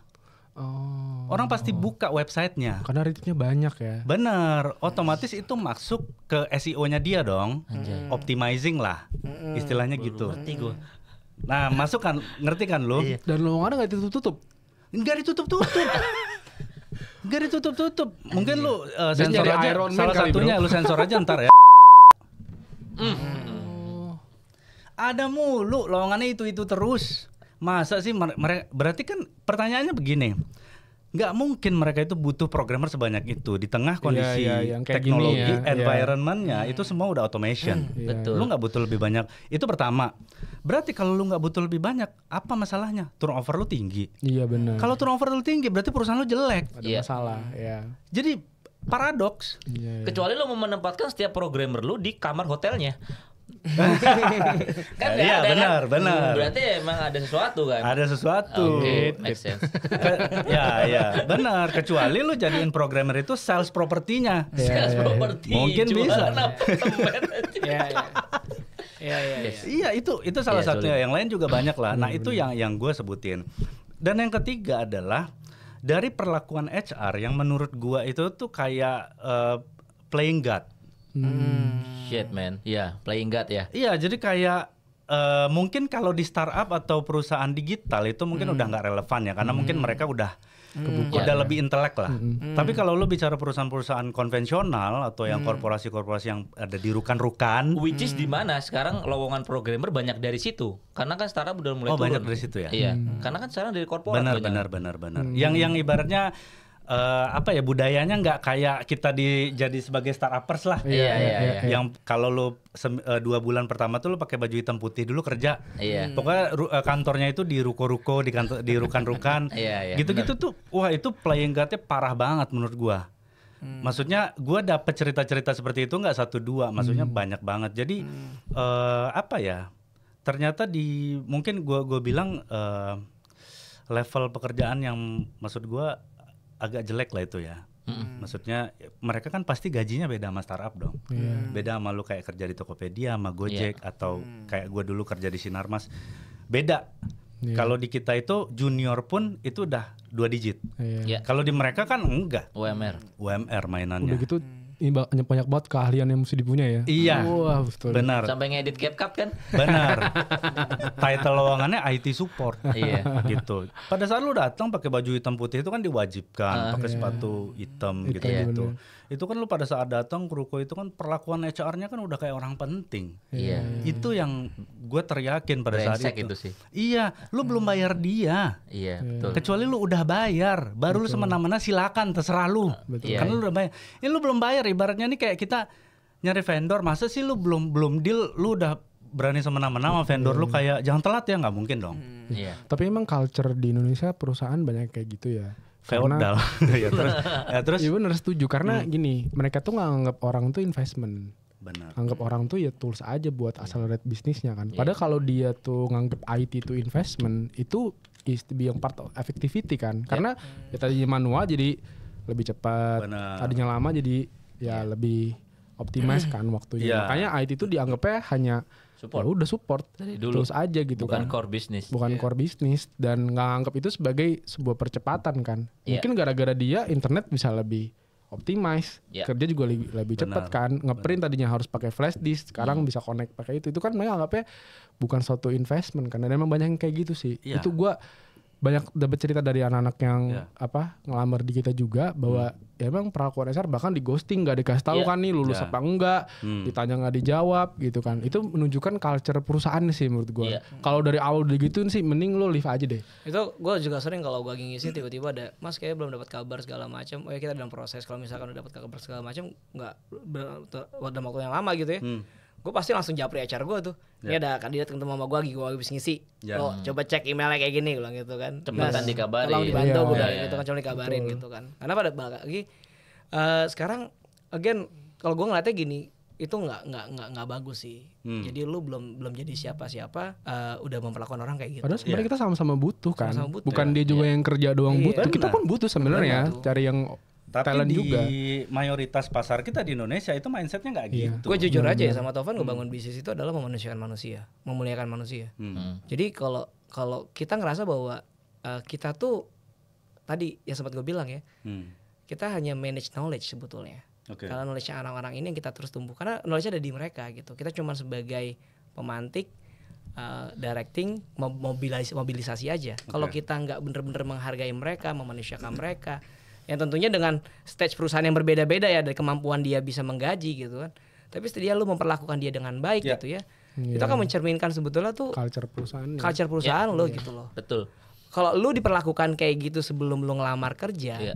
Jadi atau lu dalam lagi lebih ngelamar kerja, lebih baik buat yang apply itu pikir 2 kali. Karena sebelum lu jadi karyawannya dia atau bekerja sama dia aja, lu udah diperlakukan seperti itu. Apa kabar kalau lu kerja bareng sama mereka? Betul. Jadi pesan gue ya buat HR terutama yang suka nge-screenshot chatting sama kandidat terus kayak mempermalukan dia di LinkedIn ya. Tolong stop lakuin itu. Iya, Udah benar, nggak zaman. Bahkan karir lo yang akan terancam. Kita akan kejar sampai ujung langit. Gue pernah soalnya nge-repost itu. Maksudnya ngapain sih lagi nego gaji lu screenshot terus lu jelek-jelekin dia, ngapain nih orang minta gini? Ngapain, itu kan rahasia. Iya. Sama gini di LinkedIn kan waktu itu juga ada tuh. Jadi screenshot kandidat ini seorang HR ya, Iya. post. dia nge-share. Nge-share itu akun aslinya dia, which is habis itu jadi bulan-bulanan dong. Iya, gue juga komen soalnya. Lu juga komen ya? Jadi gini, dia share screenshot kandidat, isinya itu kandidat ini ngeluh dengan bahasa yang menurut gue sopan Normal kok. aja. Untuk orang yang bukan siapa-siapa lu ya, Benar. biasa aja menurut gue. Kayak gini, kandidat tuh ngomong gini, lain kali kasih tahu dong. Kita gini-gini, lu berharapnya apa jawabannya? Dan HR itu marah. Kenapa ya kandidat zaman sekarang jawabannya kayak gini? Lu berharap apa? Lu berharapnya Doro sudah ada kabar belum? Doro kan nggak gitu. Ini dong. uangnya Doro. Ada kabar. Iya, sebetulnya kalau lu nggak mau mendapatkan perlakuan seperti itu, lu harusnya di dalam HR lu harus punya sistem dong. Lu harus Iya. punya SLA dong. Kalau emang dia nggak masuk dalam shortlist lu kan terus kabarin lah 1 hari. Karena gini, kita kabarnya 1 minggu 2 minggu karena kita yakin bahwa kandidat juga kan dia ngelempar lamaran kemana-mana kan, nggak cuma ke tempat lu doang gitu loh. Ya lu utang harapan. Itu utang harapan gitu. Menurut gua sih kalau sampai udah di interview baru dikabarin sih. Benar, Kan siapa tahu kayak 10.000 lamaran kan. Iya. Lu udah interview, lu udah repotin dia, at least dikabarin. Iya, Kecuali lu memang ya nggak panggil dia apa, dia dikirim ya udah. Ya Gitu udah. kan, menurut gua. Kalau menurut gua ya. Iya, itu respeknya seperti itu Iya, lah. Dan betul. menurut gua balik lagi ya, kan lebih enak daripada lo menyampaikan di depan publik kan juga diajarin lah di adab ya bahwa kalau lu mau menyampaikan kritik segala macam lebih baik lu panggil orangnya. Ngomong aja one by one, lu kasih pesan. Gak perlu lu menjadikan itu sesuatu yang dikonsum sama orang lain. Itu kan gak etis juga. Di Indonesia tuh emang agak susah ya memisahkan antara pribadi dan profesional ya. Jadi menurut gue tuh hal tadi tuh lebih ke profesional kan. Nego gaji, di ghosting segala macam. Menurut gue gak perlu diumbar di sosial media personal kan, karena itu koridornya koridor profesional gitu kan. Nah itu sebenarnya di Indonesia tuh emang kurang di situ tuh. Terlebih juga buat si kandidatnya juga kan. Kadang permasalahan di kantor diumbar kemana-mana segala macam. Menurut gue juga udah nggak good juga. Nah itu kayaknya emang harus diperbaiki di bagian itu sih. Apalagi yang mau resign tuh, nanti story terus tuh. Sama-sama gini ya, sama-sama saling menjaga aja. Karena gini, kayak gue menekankan gini sih, karena nggak cuma masalah edukasi di kita kan masalah kepegawaian itu kan juga kurang ya. Gue belajar waktu gue jadi pegawai atau jadi karyawan gitu ya, gue kerja, gue pun kurang terekspos masalah kayak gituan. Tapi gue cari sendiri kok, ada aturan-aturannya kok, ada aturan lu profesional. Jadi kayak simply ketika lu berkarir, bedakan sama bekerja. Kalau lu bekerja itu adalah tanggung jawab lu. Berkarir berarti apa? Lu memahami secara profesionalitas akan ada aturan-aturan main di sana. Sesederhana kayak lu tanda tangan kontrak. Lu sesederhana kayak tanda tangan NDA. Ya lu pahamin, lu baca. Jangan sampai ketika lu udah tanda tangan, lu tetap melakukan hal-hal yang tidak harusnya lu lakukan. Wajar dong. Karena ketika lu tanda tangan tuh udah berkomitmen kan untuk melakukan. Itu yang membedakan hal paling simpel. Ketika lu berkarir sama bekerja, lu memahami aturan. Gitu. Itu yang gue encourage sama teman-teman bahwa enggak sederhana lu bekerja cuman lu bekerja habis itu terima gaji gitu. Kadang-kadang juga kita interview teman-teman nggak paham struktur gaji itu apa aja gitu loh. Jadi udah banyak ChatGPT, udah banyak yang bisa di-sharing itu harusnya lu bisa membedakan. Ketika lu berkarir sama bekerja itu dua hal yang berbeda sebetulnya. Gue tadi balik sama Adit yang itu loh, yang nggak semua perusahaan di Indonesia itu kayak Google yang sangat optimize. Nah, gue ketemu di Indonesia nih ada kenapa banyak perusahaan-perusahaan tuh yang masih membutuhkan sampai mereka ngoprek ke level binary ya, gitu. Gue ketemu dengan beberapa teman gue yang emang kerjaannya dia masuk ke dalam namanya developer experience, DevX. Tujuannya dia yang gue tangkap adalah yang gue tangkap di Indonesia ini, dia itu pertama, contohnya kalau misalkan dia bidangnya adalah mobile app, gimana caranya dia compile lebih cepat, ya. Terus yang kedua, gimana caranya shipping lebih cepat itu aplikasi, gimana caranya di level di level somewhere, di level misalkan kalau itu Android, di level Gradle lu itu bisa dioptimize. Nah ternyata memang ada seperti itu. Karena pas gue lihat scale-nya mereka itu bukan scale yang handling 500,000 users, 300,000 users, enggak, mereka handling tuh udah jutaan users. Dan once ketika itu gede banget, gue ngerasa bahwa oh iya, apalagi pas ketika gue reflect balik, kenapa sih orang-orang itu melakukan hal seperti ini? Oh ternyata ada ilmunya. Ilmunya tuh salah satunya kalau pernah baca bukunya Accelerate ya, The Science of DevOps, itu nulis Jenkins sama Nikos Forsgren, dibilang bahwa kalau lu makin mature sebuah perusahaan ketika lu ngedeliver aplikasi lebih cepat gitu ya, itu akan menentukan bagaimana kesuksesan lu di masa depan. Sefrekuen mungkin lu bisa deliver, sefrekuen mungkin. Deliver salah satunya adalah parameternya adalah waktu. Iya, mungkin disesuaikan juga sama level company-nya. Betul, ya. Sama kalau level company-nya. kayak kita ini ya mungkin nyari junior ya levelnya yang penting bisa eksekutor kan. Mungkin kalau mereka tapi masalahnya gue tahu level perusahaan itu tuh apa gitu. Kenapa dia sok-sokan. Kalau sampai kayak gitu, tadi gue balik lagi pertanyaan kita kan. It depends on the position. Karena gini, jujur aja gue pernah bolak-balik Jakarta Silicon Valley ya, mengunjungi lah ke sana gitu. Gue ngerasa hype-nya emang beda. Stage-nya mereka tuh juga beda. Benar. Visinya mereka beda gitu. Kayak kemarin gue sempat ngobrol sama teman gue yang dari Google lah. Dia bilang orang Cina ya, di Cina ini kenapa mereka maju? Mereka itu ketika bikin aplikasi, ini gue tanya sama kalian ya, berapa banyak orang di Indonesia ketika dia bikin aplikasi target marketnya bukan Indonesia. Orang Cina ketika dia bikin aplikasi, teman-teman kita developer Cina sana tuh sama teman-teman kita di US, itu ketika dia bikin aplikasi target market dia itu bukan Cina atau bukan India atau bukan US. Target mereka dunia, Pak. Jadi ketika mereka punya target sebesar itu, ya wajar gitu ya kalau beda mereka dengan kita developer Indonesia targetnya masih lokal. Kuasain lokal dulu nih gitu. Tapi bro, dari kejadian gue ditolak sama interview terakhir itu, gue selalu ketika gue jadi CTO dan gue sampai sekarang, gue selalu ngomong ke senior engineer gue, jangan masukin bias pribadi lu ketika lu hire orang yang di bawah lu. Ya kalau itu gue setuju. Jangan masukin lu tahu apa segalanya, terus lu paksa dia mengerti kalau dia nggak sesuai standar lu, nggak mungkin dia ngejar. nggak masuk. Nah itu menurut gue tangga yang harus diputus tuh di sini. Kadang kita memang ngerasa gue keren, senior engineer di suatu perusahaan ABC, gaji gue 3 digit dan lain sebagainya lah. Percuma kalau lu nggak punya Harley anyway. Terus terus bercanda anjing. Terus. jadi lupa anjing. Tapi kalau lu masukin bias kayak gitu, nggak akan ada orang yang bisa ke-hire sama lu. Karena gue pernah kerja di US. Gue sebagai technology director, tahu nggak yang VP of region-nya nginterview gue apa? Portofolio apa? Pencapaian lu apa doang? Udah. Pencapaian lu apa? Gue bangun startup, gue jadi CTO. Ini ide gue. Ini berita gue di gini. Oke. Masuk. Nggak pernah tuh ditanyain kayak lu sampai padahal klien gue pas gue masuk Apple, Microsoft, Google dan sebagainya. Ini sebenarnya relate juga dengan pembahasan yang dimana kenapa bisa nggak sih kita tuh memilih kandidat berdasarkan dari portfolio yang terdokumentasi dengan baik. Dan itu valid gitu. Valid itu dalam artian lu punya dokumentasinya dan gini loh. Di perusahaan gue pun juga pernah ngeluh terakhir itu di Sinarmas atau di perusahaan gue sebelumnya. Kandidat ini tuh banyak yang scam. Iya. Cuma logika gue begini. Lu nilainya gimana kok bisa lu bilang apa namanya bisa kena Slender ya apa? Iya, Slender. Lincoln Swindler. Swindler namanya. Ya, maksudnya dia banyak lah prestasi-prestasinya. Maksud gue gini. Fitur di LinkedIn tuh udah lumayan banyak menurut gua. Bisa cross check ya. Lu bisa cross check, terus lu bisa bahkan PDDikti pun lu bisa cek gitu loh. Masa sih hasil-hasil portofolio dia segala macam itu lu bisa kebablasan atau apa ya? Lolos gitu loh. Lolos dari checking lu ada gitu. Ada sosial media lagi. Ada sosial media lu gimana ceknya? Kan lu pada saat itu juga tatap muka di Zoom gitu loh. Maksud gua kalau gua agak skeptis dengan possibility untuk scam si kandidat ini. Kalau gua ngerasa ketika gua ngelihat dia ngirim portofolio, dia kirimin GitHub, dia kirimin kerja sebelumnya di mana, nggak mungkin.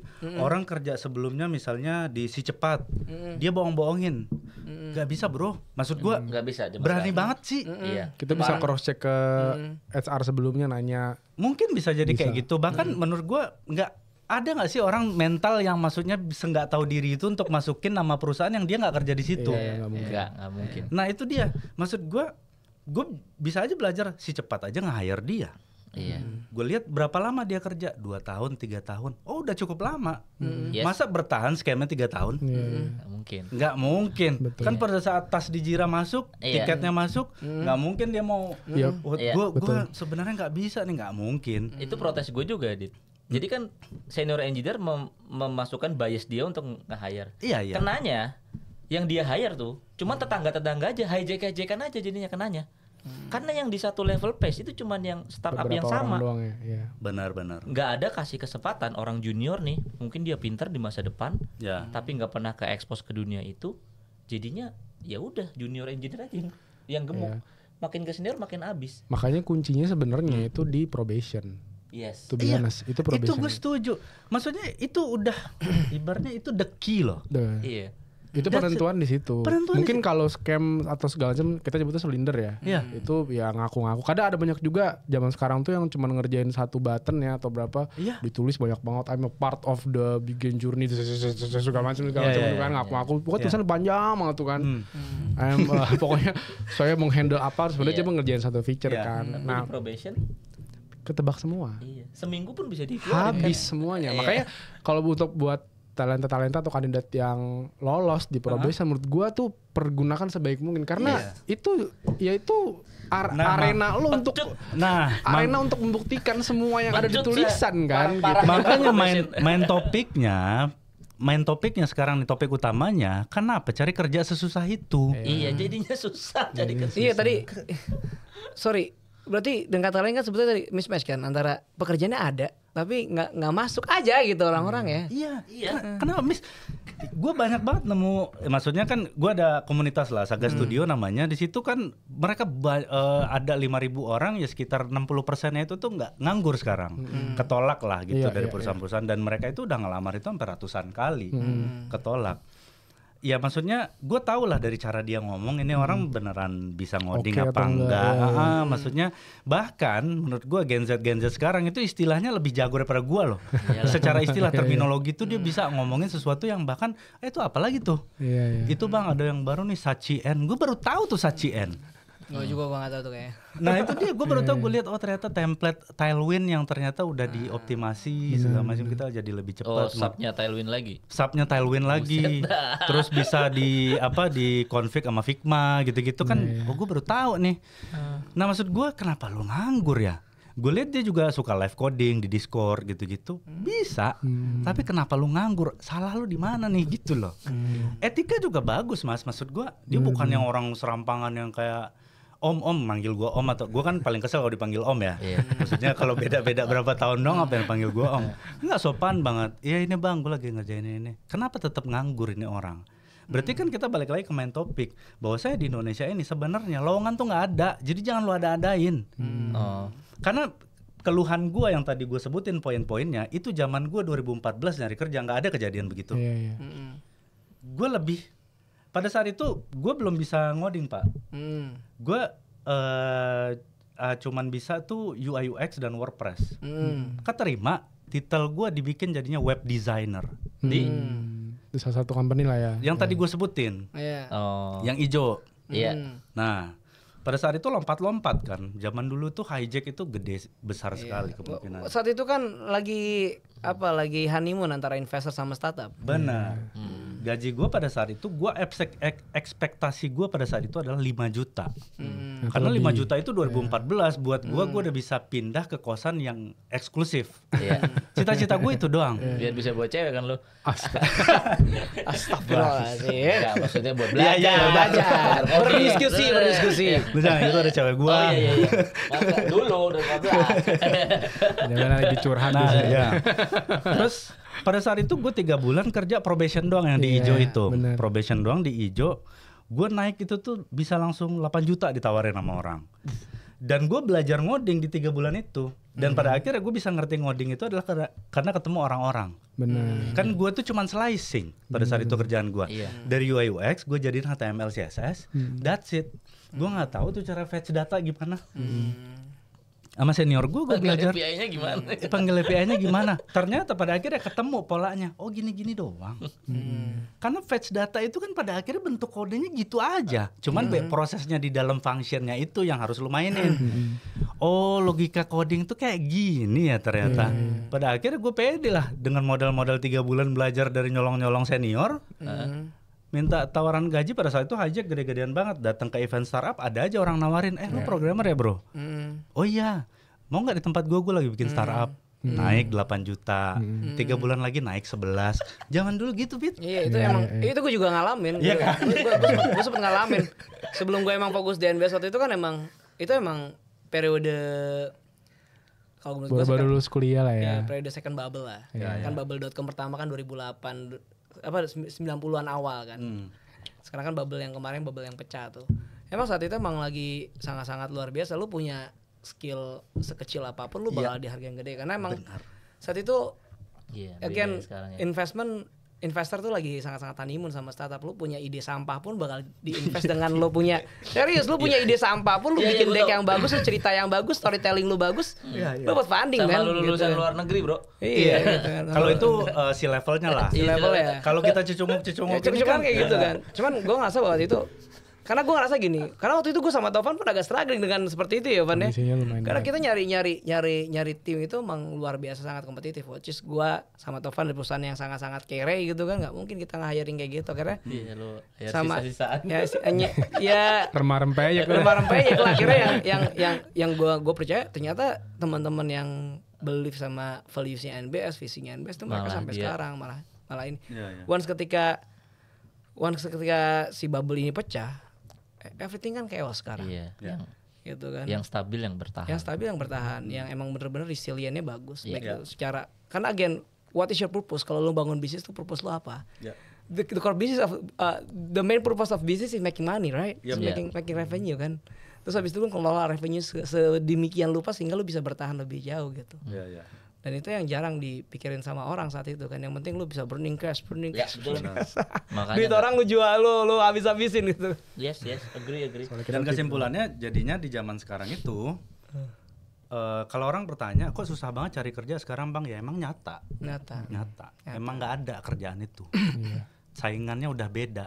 Dan gue selalu bilang sama followers gue, zaman lu dengan zaman gue itu lebih susah zaman lu. Gue nggak mau bangga dengan generasi gue. Betul. Gue nggak akan bilang, oh gue lebih senior. Gue dulu bisa begini begitu. Iya. Lo tau nggak sih boomer kan? Gue nggak berani. Gitu kan. Di zaman sekarang gue nggak berani gitu. Zaman Om dulu, Om pergi ke sekolah naik sepeda, nyebrang sungai banyak buaya. Kalau gue di zaman sekarang gue akan ngakuin Gen Z tuh lebih sulit. 100 kali lipat. Agree. Setuju. Karena memang pasarnya juga nggak ada kan. Iya. Ya, lowongannya emang nggak ada. Kondisinya nggak. Mereka harus struggling dengan ya supply demand-nya udah beda banget sama zaman si bubble kemarin kan. 2014-18 startup ya banyak banget kan orang nyari program itu. Dan lulusan IT nggak sebanyak sekarang, bro. Exactly. Karena itulah nge-trigger orang untuk sekolah masuk IT. Kan kayak Bang David. Biar kayak Bang David jago IT. Nah, kamu sekolah IT aja itu biar kayak programmer yang di Instagram itu loh, David sekolah lah dia IT, terjebak dia. Harus jadi sekolah dokter. Dan kalau zaman dulu, mungkin zaman kita dulu ya, untuk sukses itu dari orang tua tuh kita bisa lihat template-nya dan kita bisa belajar dan bisa ngedengar omongan dari orang tua. Kalau zaman sekarang menurut gua untuk jadi sukses tuh blueprint-nya nggak ada. Blueprint yang pakem. Kalau zaman kita dulu jelas, lu jadi PNS, lu kuliah yang benar. Iya sih. Lu rajin sekolah. Zaman sekarang udah nggak bisa menurut gua. Betul. Rajin. Gue pernah berantem Pak itu Pak masalah PNS Pak sama bapak gue. Nggak, cuman kan gue bukan bilang PNS itu bagus ya. Tapi zaman kita dulu kita hidup bisa stabil bro, hidup stabil. Kita bisa ngikutin saran mereka. Zaman sekarang menurut gue anak-anak Gen Z nggak ada satupun yang bisa dia ikutin sarannya. Even kita sebagai influencer nggak bisa. Karena game plan-nya beda Pak. Game plan-nya beda. Jadi lo kalau strugglingnya beda lah, lo nggak bisa nyamain bahwa bapak lebih susah. Dunianya udah ganti cepet banget. Kan. Ini kan masuk revolusi industri kesekian kan. Nah mungkin kita nanya ke Mas Fadit, sebenarnya kalau konten kreator atau influencer di tag itu sebenarnya ngangkat gak sih branding si orang tersebut? Maksudnya kita pengen ngajarin juga nih ke anak-anak yang baru-baru lulus gitu, apakah ngonten atau nulis atau dia ya kontributor di kitab banyak gitu, itu ngebantu nggak sih ketika nyari kerja gitu kan? Karena kan banyak juga yang jago cuman diem aja kan. Karena nggak tahu ya ini tabiat atau culture Indonesia itu lebih ke malu tunjukin sesuatu. Kemaluannya gede. Padahal kalau kita pernah kerja bareng sama orang luar ya, orang luar tuh kalau ngomong tuh wah straight to the point bro. Kalau sampah, kalau jelek kan? Iya. Gue sering dimaki-maki orang. Iya, maki orang. Kita juga pernah kan. Kita ya biasa Indonesia kan suka ngeles ya. Lagi lagi progress report. I don't see the progress. Get out. I don't see the progress. To the point ngomong kayak gitu kan. Nah, orang Indonesia ini anak yang baru lulus ini seperti apa ya? Kayak malu. Nah, apakah ketika dia ngonten atau dia bikin something yang sebenarnya simple-simple aja kan, bikin portofolio sambil dia nyari kerja itu ngebantu nggak sih pas kita elevate? Mungkin kan kalau dia mah bukan konten tech, dia segala macam dikontenin, kompor meleduk aja dikontenin. Dia ini kalau gue boleh kasih predikat ya Fit, lu marketers ya. Oh, masuknya. Gue sih branding diri gue pengangguran. Ya terus. Nah, itu sih pengen dapet menurut penilaian teman-teman itu ngebantu nggak untuk supaya attention, kalau sekarang kita perang attention kan. Iya, attention. Gue tanya sama beberapa orang yang gue pernah ketemu di event ya, kayak misalnya Pak Sandika Gali, terus beberapa dari ada tuh yang maksudnya yang bekas mantan mahasiswanya Mas Sandika, jadi konten kreator juga bareng sama si Afif yang jadi CEO-nya WPU. Oh Afif. Oh iya. Gue pernah nanya, lu dari bikin konten, kalau mereka kan baru mulai ya, mungkin followersnya masih kecil lah. Gue tanya, itu ngaruh nggak ke karir? Lu bisa dapat kerjaan nggak dari situ? Jawaban dari mereka, oh iya banget. Kalau gue enggak, gue HRD malah menjauh dari gue. Karena lu mengontenin HRD. Sama kayak lu, Fit. Ya, iya. Mungkin beda ya. Maksudnya kalau dari gue gini aja sih, kalau dari content creator itu filosofi gue adalah gini. Lu mau lu ketawa dulu deh. Lu mau main aman atau main berantakan. Atau bikin kehancuran. Menurut gue jadi content creator itu high risk high return. High risk high return. Gue bandingin diri gue sama David, begitu juga high risk high return. Gue tidak seberani dia high risk gue. Dia kompornya di kontennya sama dia. Maksud gue high risk dari dia ini yang gue perhatiin adalah flexing lu. Lu berani, gue enggak. Habis itu dikutuk rame-rame dia. Dikutuk rame-rame. Tapi high return. Gue akuin. Gue mungkin tidak suka dengan flexingnya dia, tapi gue harus akuin kemenangan dia. Tai banget. Iya. Gue harus akuin, Fit. Lu bisa beli rumah di BSD, which is gue belum. Gue di bawah rumah gue maksud. Terus. Gue beli rumah di Lebak Pedaleman. Gue nggak mau sebut lah. Pokoknya Pedaleman. Sebelah klaster gue tuh rumah subsidi, which is 11-12 lah. Tapi untung gue masih klaster lah. Gue nggak masuk rumah subsidi lah. Untungnya gitu. Gue masih bisa bangga gitu loh. Ya BSD kan beda harga. Makanya di situ gue bilang high risk high return. Kalau lu berani, lu akan cepet juga engage lu naik. Terserah lu mau jual sampah ataupun edukasi, tapi yang berani juga. Kita bicara juga Ferry Irwandi yang edukasi dan berani. Gue potong dulu. Lu tahu nggak di acara demo kemarin dia naik follower berapa? Dari 1,6 sekarang 2,2 kayaknya. Nah, sama ini yang salsa Huta Galung itu dari ribuan. Dari di bawah. Oh yang tinggal di Denmark itu ya? Iya, dari ribuan sekarang udah 1,6 juta ya? 1,6 juta. High risk high return. Jadi menurut gue gini, lu mau kejar apa? Lu kalau mau jadi content creator, buat ngejar karir sebagai karyawan, sebagai cecunguk, main aman aja. Kayak siapa? Mas Andika Gali, mungkin si Afif. Tapi pada akhirnya menggelegarnya nggak menggelegar banget.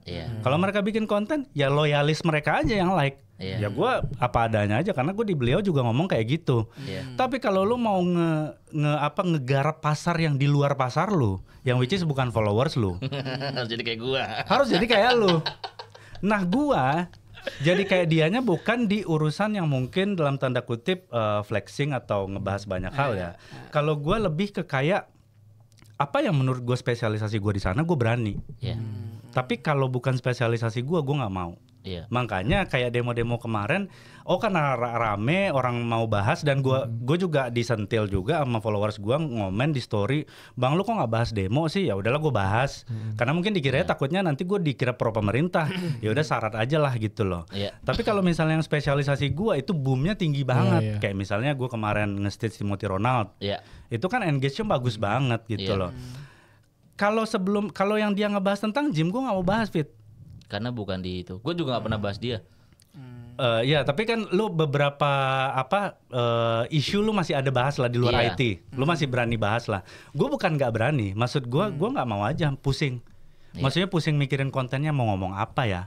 Gue lebih ke idealisme gue aja. Kayak ketika gue mau ngomong sesuatu yang gue nggak kuasain, hasil konten gue jelek. Kalau bahasa kerennya tuh jangan jadi Dunning Kruger lah. Nah tuh mungkin gitu ya. Lu tahu nggak kenapa gue berani? Sebenarnya gue tuh nggak seberani mereka. Gue berani sesuai capital yang gue punya. Ngerti nggak? Jadi pertaruhan yang gue pertaruhin itu sesuai capital gue. Maksudnya dalam urusan hukum? Bukan hanya itu. Misalkan ada apa-apa, gue bisa backup dengan capital yang gue punya. Ngerti nggak? Jadi lu kayak all in gitu? Nggak all in. Jadi misalkan gue ngonten nih, gue mengkritik anggota DPR dan lain sebagainya. In case gue kenapa-napa, gue udah ukur itu konten aman, itu konten memang lagi in, dan itu konten memang mengedukasi gimana cara dia public speaking, dan gue punya capital yang cukup buat backup itu semua. Oke. Katakanlah, kasarnya ya, gue dulu orang susah, anak istri gue sekarang hidup enak. Oke. In case something happen terjadi sama gue bisa jual beberapa aset gue atau cash reserve gue masih bisa hidup enak beberapa tahun. Jadi itu udah terukur, bro. Kalau itu kita sama, Pit. Kalau itu gue juga ngukur, maksudnya lawannya siapa nih? Iya, gue ngukur. Tapi ya kalau Timothy Ronald kan kaya banget ya. Iya. Terus gue Stitch, which is gue sama dia gapnya jauh banget, jauh banget, itu kayak NASA sama stasiun Palapa kali. Maksudnya kan tadi kan lu juga ngukur lawan lu siapa untuk lu Stitch nih, Iya untuk lu react. Iyalah. Setuju, gue juga kayak gitu sama kayak lu. Tapi kalau misalnya dia terlalu tinggi dan dia tidak masuk akal, gue berani-berani aja. Iya. Gitu. Jadi kan ada landasannya nih. Kita nggak yang konyol aja gitu, berani-berani tengil doang gitu loh. Jadi ada juga pemikiran, kadang itu yang nggak dimiliki sama content creator yang pingin viral, kebelet viral itu. Kebelet viral. Semuanya Gimana coba. Semuanya di stage, jadinya aneh kan. Jadinya aneh.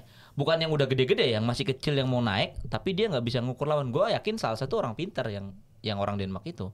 Dia kalau keluarin statement dia keluarin aja, makanya dia ituin terus, dia jaga pace buat dia naik tuh, biar dia naik terus. Lain dia ngesuarin isu yang benar menurut gue. Tapi kalau gue masih punya logika yang basic. Gue nggak mau jadi akun kebencian. Ada akun kebencian yang memparodikan. Lu pernah lihat nggak gue nyerang presiden? Gue nggak pernah.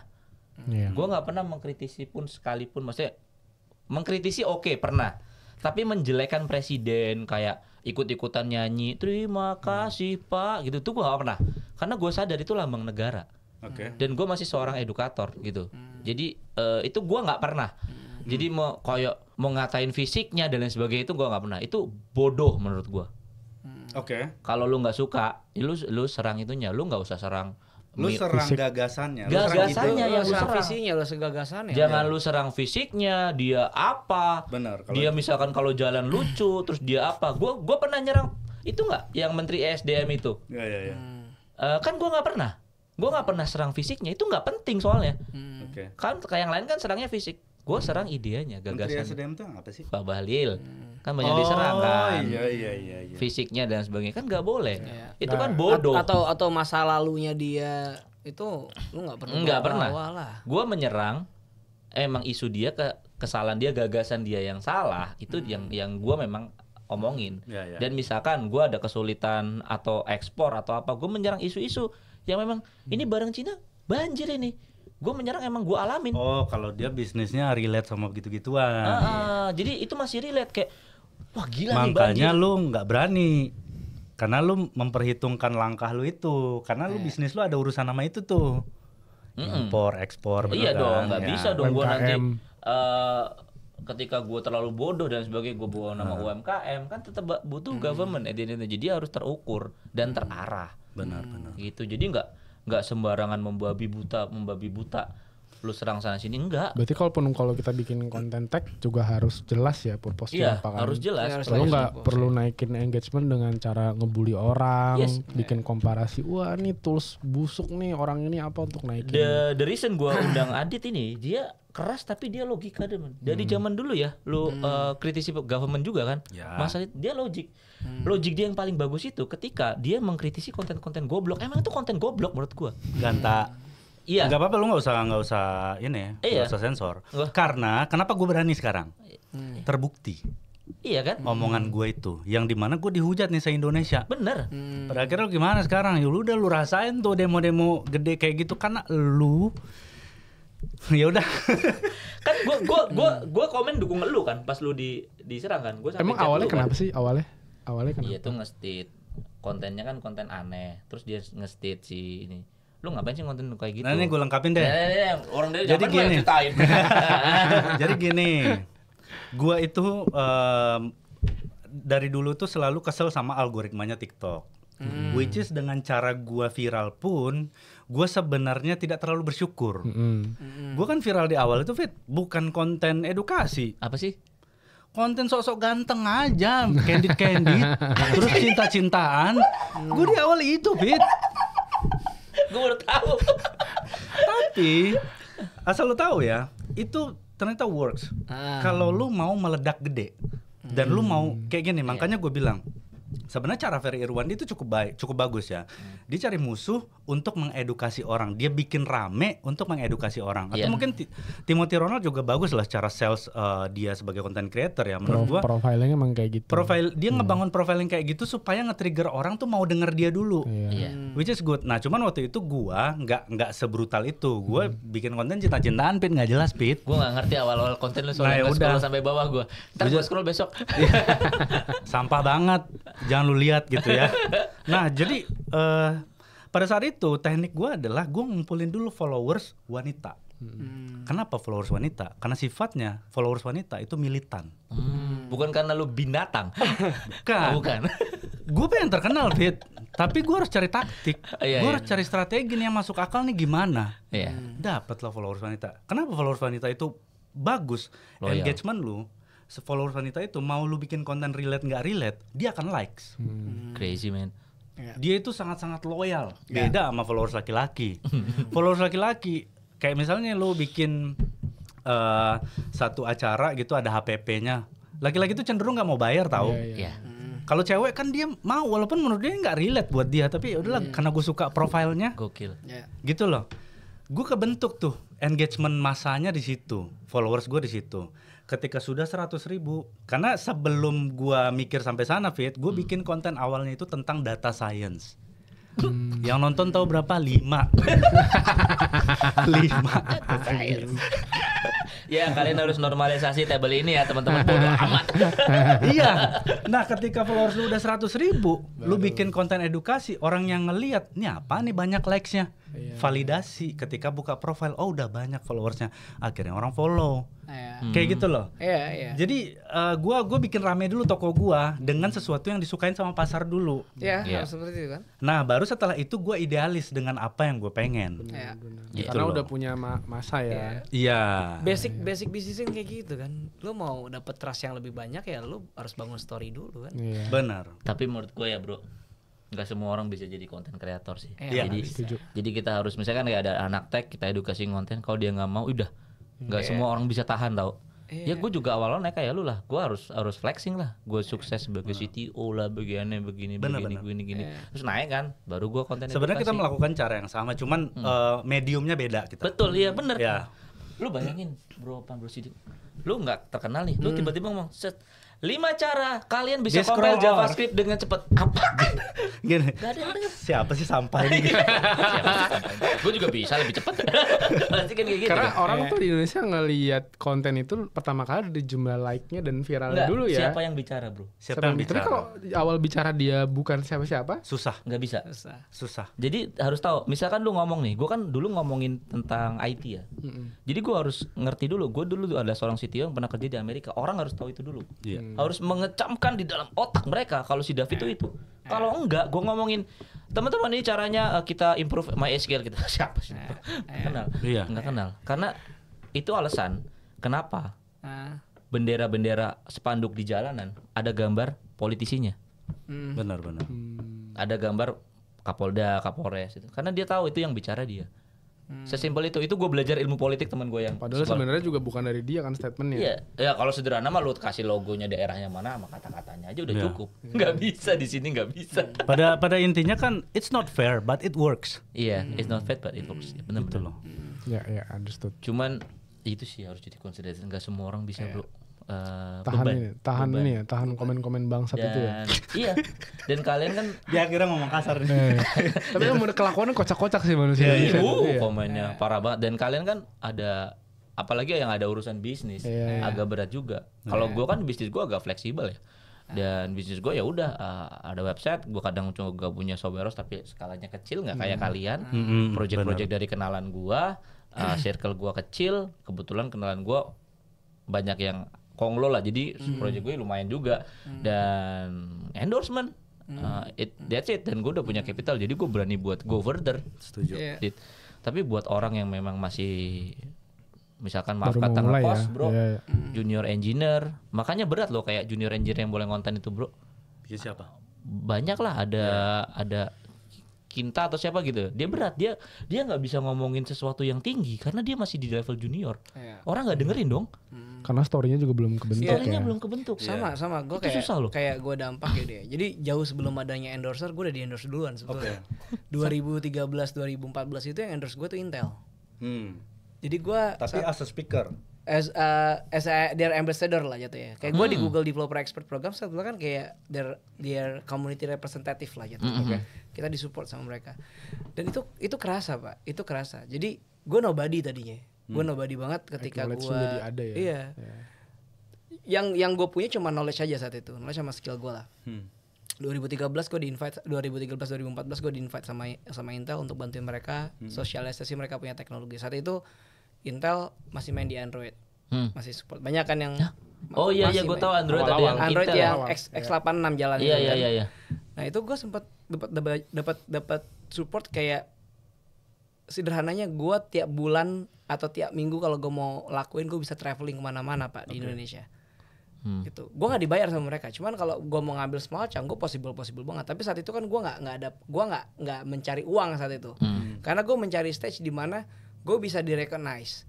Ketika gue bisa direcognize, gerbong di belakang gue juga terrecognize. Iya ngikut. Sampai ketika gue di 2015 gue dapat chance untuk ikutan tanda kutip saat itu audisi untuk programnya Google kan, Google Developer Expert Program gitu. Gue dapat tuh Pak programnya. Dan ketika gue pegang itu title ya, as a tanda kutip community representatifnya Google gitu ya, buat bantuin developer di sini. Itu ketika gue kenalan sama orang, itu efek Pak. Gua ngisi acara di mana-mana. Iya. Ya dari Sabang sampai Merauke, gue terbang kemana-mana. Ketika gue kenalan, gue bilang gue bagian dari Google Developer Expert Program gitu. Mereka cari tahu programnya dan mereka suddenly kayak respect. Benar. Bahkan wallahi Fit ya, gue pernah ngisi acara di Tekken Asia. Believe ya, Tekken Asia 2017 itu gue pulang dari Europe saat itu, terus gue diminta sama tim Tekken Asia lu ngisi ya nanti ya mobile. Waktu itu masih booming Kotlin karena gue datang pas peresmian 2017 Kotlin jadi first citizen class language-nya si Google di Android. Gue datang gue ngisi. Ketika gue selesai ngisi Fit. Dit lagi. Terus itu tuh orang yang tadinya audiens gue itu ngontak NBS. Jadi klien sekarang. Dan gue jaga hubungan baik sama dia dan ketika dia pindah perusahaan A, perusahaan B, kita tetap dibawa gitu. Dan itu ternyata nggak sekali dua kali gitu. Dan emang tadi ya challenge-nya adalah ketika sayangnya kan lu pernah nawarin gue kan lu nggak mau jadi bikin konten segala macam karena banyak pertimbangan ketika gue bikin konten gitu kan. Banyak pertimbangan di bakal banyak pertimbangan gitu karena gue happy dengan keadaan sekarang gitu. Apalagi gue bisa satu panggung dengan kalian gitu sama Taufan sama David sama Adit gitu. Dan itu enaknya adalah kenapa? Jadi apa ya value yang kita bawa itu tersampaikan ke orang lain gitu kan. Dan nggak cuma satu kali dua kali gue bikin materi di coding gitu ya. Gue bikin kurikulum. Satu hal yang gue apresiasi adalah gue terkenal gitu ya. Cuman yang terkenalnya gue tuh bukan karena guanya gitu. Karena gue akhirnya bisa ngebawa bendera di belakang gue nih gitu kan. Salah satu channel buat jualan. Tadi sama kayak kalian kan. Lu nyari stand of position di mana market tuh kenal lu dulu gitu. Karena kan biasanya kalau lu jualan kan lu bangun awareness dulu. Habis bangun awareness lu berkomunikasi dengan mereka. Betul. Ketika lu berkomunikasi lu bangun koneksi. Habis itu menghasilkan konversi bisnis ya. Benar. Iya. Kayak gitu kan formulanya kan. Nah itu yang alhamdulillah yang kemarin gue lakuin tuh nggak useless lah jatuhnya gitu. Kalau berbicara masalah influencer gitu kan. Karena gue ngebantuin Google, ngebantuin segala macam di coding. Itu mungkin jadi solusi buat teman-teman yang nggak mau konten. Betul. Nah, bisa aktif di komunitas aja. Betul, aktif di komunitas. Gini, gua ada satu hal yang bisa gue sampaikan gini. Kalau lu emang mau kerja di bidang software engineering, gue udah banyak banget dapat story yang lu cuman modal GitHub. Jadi kalau tadi ada orang yang mempertanyakan GitHub gitu ya, apalagi lu udah open source project contributor gitu. Iya, itu udah nggak mungkin. Lu dipertanyakan lu nggak masuk, gue bang. Iya. Lu balik mempertanyakan dia harusnya. Balik mempertanyakan dia lah gitu ya. Gue pernah Pak, anak umur 20 tahun kurang di India, gue interview itu GDE program waktu itu 2022 something. Itu anak India, gue nanya, kamu kenapa mau jadi GDE? Karena saya mau masuk Amerika. Saya mau kerja di Amerika. Anak umur semester 7 Pak, dia mau masuk pasar Amerika, Silicon Valley. Terus portofolio apa kamu banggain? Oh saya kontributor di Firebase. Diem gak lu? Selesai. Siapa? Itu ibarat gue sebagai senior software engineer gue kalah itu. Iya. Kalah itu gua. Nah kalau orang kayak gitu sampai lu tanyain lagi, kau clean code gak? Lu nggak boleh harusnya. Itu udah ngerti lah harusnya. Iya, statement dia tuh relate juga dengan apa yang gue temuin di lapangan. Iya. Kalau kita bicara masalah anak-anak SDM di kita di Indonesia, mereka itu benar kata lu tadi, harus aktif di komunitas, benar kan? Di kita tuh kayak gini deh, kayak di kelas deh. Ada guru nih, anak-anak ada yang mau bertanya? Nggak ada. Takut salah soalnya. Bukan takut salah, Pak. Apa? Karena dia tidak mengerti apa yang dibahas. Itu. Kalau gue selalu berprinsip sih, kalau orang nanya itu setengah ngerti. Kalau nggak nanya ada 2 doang, tolol banget, Atau dia jenius banget. Dan Krim kebanyakan yang nomor pertama. Mungkin kita hampir mirip ya. Kalau dia nggak nanya, dia nggak nyimak berarti. Iya. Karena gue tahu orang nanya itu tuh, karena pasti ketika kita jadi speaker atau kita ngomong di depan panggung, pasti banyak hal yang kita bisa miss lah penjelasannya. Kalau pertanyaannya tolol menurut lu apa? Itu dia nyari poin doang tuh buat dapat hadiah. Yang di goodie bag. Iya kan lu? Sering kan lu? Sering. Kok pertanyaannya ini kan di slide 1. Tapi masalahnya di kampus-kampus masih ada aja yang bertanya dapat hadiah. What the fuck, man? Tapi mungkin ini korelasinya ke teman-teman developer yang mau bangun brandingnya, ya mungkin mulai dari hal-hal kecil dulu ya, terus gabung ke komunitas, ngumpulin portofolio dulu, yang jelas, yang proven lah ya, biar ketahuan. Dan gabung komunitas pun harus aktif. Iya. Karena kebanyakan sekarang orang-orang kita itu kayak kita bikin event apa, dia datang doang. Iya. Dia nggak kayak dia Ini fakta ya, karena ada juga salah satu engineer mungkin ya, bekas engineer kita gitu kan, ya mungkin teman kita juga itu secara skill bagus banget bro. Terus Secara skill, cuman ketika badai menghantam tuh dia agak kesulitan karena ya mungkin problemnya di jejaringnya tuh kurang bagus gitu kan. Ujung-ujungnya ya dia kesulitan mencari ya tempat untuk membuktikan skill dia kan, karena ya bagaimanapun di Indonesia ini tetap relasi adalah harga yang sangat mahal ya, reputasi harga yang sangat mahal. Jadi mungkin ke teman-teman yang developer juga, ya pertama kalau bangun konten juga harus clear kan, kontennya apa. Ya tadi kalau mulai dari yang lucu-lucu dulu, ya penting ada engage-nya, nggak apa-apa. Kalau saran gue sih lu harus punya pencapaian dulu, at least apalah. Ya, baru lu boleh mulai konten. Baru mulai ke idealis kan. Lu nggak bisa dari nol banget, terus lu out of nowhere mahasiswa apa, terus tiba-tiba ngomongin hal yang high level, apalagi ini tuh artinya clean code, tuh lu ngomong apa sih? Dan emang itu terbukti di level company pun sama. Dulu juga kalau misalkan kita ngenalin kita siapa juga nggak dianggap apa-apa kan. Benar. Tapi ketika dia tahu udah terkenal ya baru mereka agak respect. Terus sama satu lagi, menurut kalian aura juga ngaruh nggak sih? Auranya gelap gitu. Karisma, bukan. Iya. Kayak ada orang yang kayak biar kalau gue orang Minang, gue orang Padang ya. Jadi kalau di Padang itu bilangnya dia udah bersisik gitu loh. Udah dia kayak ada nih apa sih istilah modalnya untuk menjadi seorang yang terkenal. Yang gue lihat ya. Dan ada juga orang yang terkenal apa sukses di karir nih? Sukses enggak, kita nggak ngomong karir, kita kan ngomong konten kreator. Jadi ada orang yang gue lihat, beberapa teman gue konsisten banget bikin konten. Sampai 10 tahun kali jadi konten kreator. Tapi nggak tinggi reach-nya. Gitu-gitu aja sampai sekarang 15.000 followers ya. Iya. Ya maksud gue 10 tahun lo ngonten harusnya lo udah segede siapa gitu, maksud gue gitu loh. Dan dia konsisten fit, maksud gue. Kalau lo kan konsisten ya, dia lebih konsisten, sehari itu bisa 4-3. Tapi kalau memang dia tidak, gue nggak ngerti ya, makanya gue nggak tahu itu aura atau apa ya, gue nggak ngerti lah. Ini rezeki, mungkin bisa rezeki, nasib. Bukan. Ini ada case-nya gue. Gue pernah nasihatin orang langsung masalah ini. Ada teman gue di Singapura. Dia udah ngonten setahun. Dia bangga akan pencapaian yang konten setahun itu, kayak itu konsisten sampai dia bisa maksudnya jumlah kontennya banyak. Iya, bisa merits kayak 3.000 follower gitu. Oke.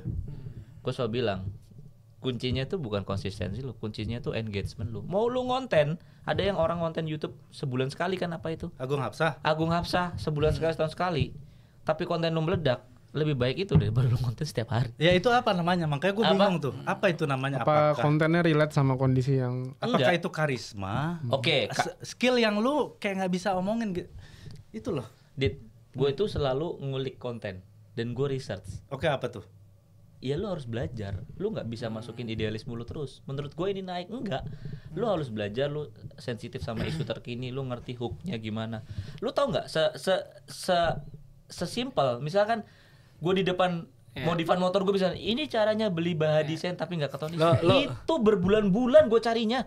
Pattern itu biar sampai naik itu berbulan-bulan gue cari. Lo kayak ngelakuin A/B testing, kayak lo ngelakuin A/B testing tapi di dalam level konten ya kan? Itu kan A/B testing kan? Gue ngukur sesuatu gitu kan? Iya jadi ada jadi kalau pattern gue ada gue voice over di depan sama barang yang gue ituin. Habis itu drama sama istri gue, habis itu punchline-nya udah titik. Dan juga kan ada judul juga ngaruh kan, judul, cover, jam tayang juga ngaruh kan. Yes, dan menurut gue itu faktornya ada, kayak lu punya public speaking, lu punya aura yang bagus itu ada, cuman ya itu persentasenya kecil lah ya. Iya, ada lah, tapi tetap harus research sih, Pak. Nggak bisa, Pak. Research, Pak. Dalam loh. Ya itu kalau gue nggak tahu ya, mungkin nggak tahu ini relate apa nggak ya. Kalau lu pernah baca bukunya Outlier tuh si Malcolm Gladwell. Aku tahu. Tahu ya, Outlier. Itu kan dibilang bahwa ini kalau gue bilang anggapan terkenal is success. Aman. Terkenal is success itu kan sebetulnya faktor dia terkenal atau sukses itu kan ada faktor-faktor X yang orang-orang tuh nggak pernah prediksiin, bahkan sampai tanggal lahir pun bisa menentukan sebetulnya. Itu kalau di bukunya Malcolm Gladwell si Outlier ya. Sebetulnya kayak orang-orang kayak kalian yang mungkin punya kapal itu ya selalu gue bilang bahwa orang-orang yang dia bisa very good at skill gitu ya, at their expertise gitu. Itu atau orang-orang outlier yang nggak sederhana sebetulnya. Lu nggak pernah menyadari bahwa lu melakukan sesuatu yang orang lain tuh ketika melakukan hal yang sama kayak lu nggak bakalan berhasil loh, Pak. Iya. Orang kayak Ainun juga nggak banyak kok di IT. Orang kayak Pak Ainun juga nggak banyak. Gitu. Gak ada bahkan yang bisa kayak dia kan. Iya, Pak Ainun siapa sih? Ainun Najib. Bukan. Ainun Najib. Beda pak. Nggak, Ainun Najib yang kerja di Singapura. Tapi Cak Ainun Najib juga kan? Iya. Terus? Itu ada MH-nya. Iya, tapi kan itu kan ulama. Nggak ada Ainun. Ya, ada kan yang memang dia suka menyuarakan IT, terus dia orang dakwah juga, orang itu kan juga nggak banyak kan. Dia nggak banyak. Semua orang punya. Yang penting lu jangan meniru persona seseorang aja udah. Tapi gini, gue pernah ketemu gini, gue pernah ngeliat gini. Ada emang dalam misalkan kita orang IT gitu ya. Gue ketemu teman gue waktu itu namanya Sofyan Adiwijaya lah. Teman gue. Sofyan juga satu kantor gue sama dia. Di mana? Di Aryo Bimo Sentral. Oh alah. Satu lantai sama dia. Iya. Kenapa tuh si Sofyan? Sofyan pernah bilang gini, nggak semua orang IT itu bisa ngomong.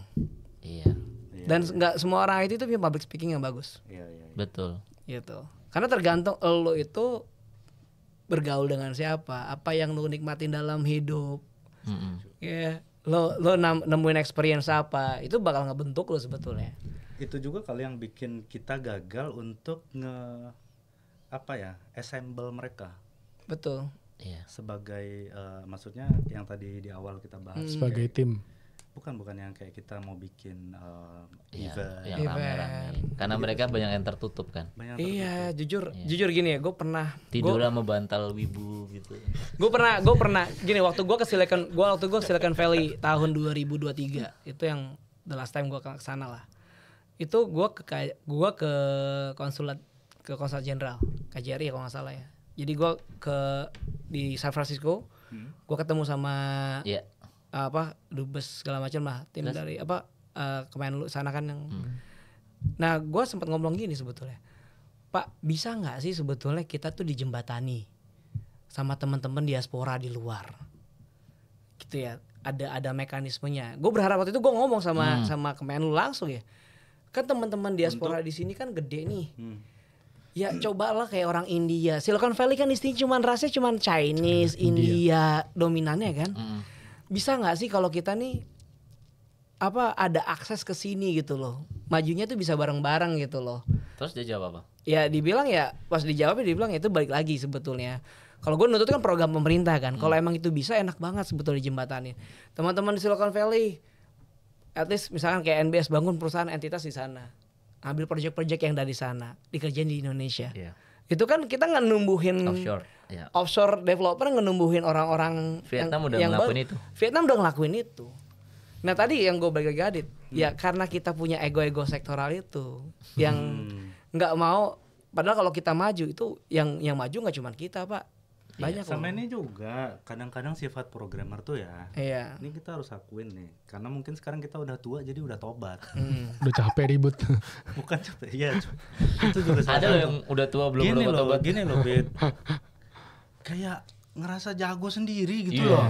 Janganlah. Iya, maksudnya kalau nggak tahu tuh ya udah nggak tahu. Iya. Maksudnya terus kalau lu tahu ya udah. Tapi gini, lu pernah gini, gue di NBS, gue case-nya sama Taufan adalah case kita tuh nge-review code assessment code orang lain, bro. Iya. Jadi ada perusahaan datang ke kita bilang tolong dong di-improve performance aplikasi kita. Terus dilihat dong gitu. Kan kita nggak mungkin bilang bahwa di Busuk publik nih segala ya. macam, ini busuk nih segala macam. Kita punya satu rules di situ. Rulesnya adalah in every line of code yang udah ditulis di situ, there is a reason, underlying reason. Ya. Terus Just respect. Iya, Respect ke situ. Respect. Bener, Karena bener. mungkin dia nulis karena kita di NBS berasumsi gini.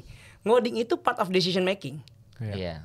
Decision making, lu nggak tahu yang ngebuat tiba-tiba orang itu ngodingnya seperti itu tuh Dia apa? di kondisi apa waktu Di kondisi saat itu? apa? Tekanan apa yang dia hadapin? Faktornya Iya. apa? Apakah faktor knowledge dia yang terbatas, atau faktor tekanan yang besar, ataukah tidak clear secara spesifikasi, ataukah Iya. faktor lain? You just respect gitu. Betul. Ketika dia ngetik while yang nggak ada stopnya itu. You just respect. Biasanya kalimat kita yang paling simpel ketika Nggak ada ditanya stopnya dia. sama klien ya, Iya. ini kenapa mas gini-gini. Satu kalimat yang gampang itu adalah ini cuma skill issue pak. Iya. Simpel. Isu aja. Jadi kita nggak jelekin juga nih kodingan pakai ini pakai udah. Karena Kenapa skill- nih mas topan mas Iya. ini? Skill issue. Skill issue. Udah simpel. Skill issue, tapi kan di belakangnya itu kan banyak alasannya. Iya. Underlying masalah skill issue bisa dari masalah waktu, Iya. ekspektasi yang nggak bisa dikontrol, Pemilihan. spesifikasi yang nggak jelas, Betul. Iya, knowledge yang terbatas, mungkin timnya juga nggak suportif, Iya, sehingga akhirnya apa? Ini orang diamanahkan pekerjaan yang terlalu besar dan dia nggak bisa keep up ke situ. Iya. Nggak salah orangnya juga. Nggak salah 100%. orangnya juga. Environment-nya juga Salah jalan. organisasinya menurut gue malahan. Iya. Kayak lulusan S1 suruh nerbangin roket lah ya. Iya. Bener-bener. Oke. Alright, jadi banyak yang udah kita bicarakan ya teman-teman. Kayaknya durasinya udah banyak. Oke. Dari kita bertiga mungkin gak usah closing statement, dari Nggak Fuad usah. aja ya. Dari Fuad aja deh. Sorry, dari Adit aja. Iya, Closing iya. statementnya ya. Apa ya closing? Apa ya? Dit, lu resume tadi. Banyak banget. Tapi menurut gua ini bener-bener banyak insight buat teman-teman di bidang programmer maupun yang lain lah. Silakan Dit. Gua nggak ada, jujur, maksud gua jadi konten kreator yang tidak akan mau menceramahi orang terkait bagaimana cara gue yang benar, cara lu yang benar, segala macam ya.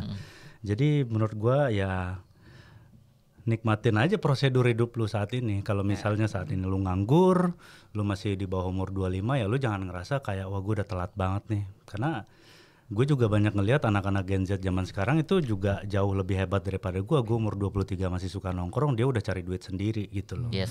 Jadi menurut gua ya udah lu jalanin aja hidup lu, apapun lu nanti jadinya ntar ya udah biar waktu yang ngejawab. Sampah banget sih tapi ya udahlah. Enggak, tapi itu benar. See you again di podcast selanjutnya teman-teman.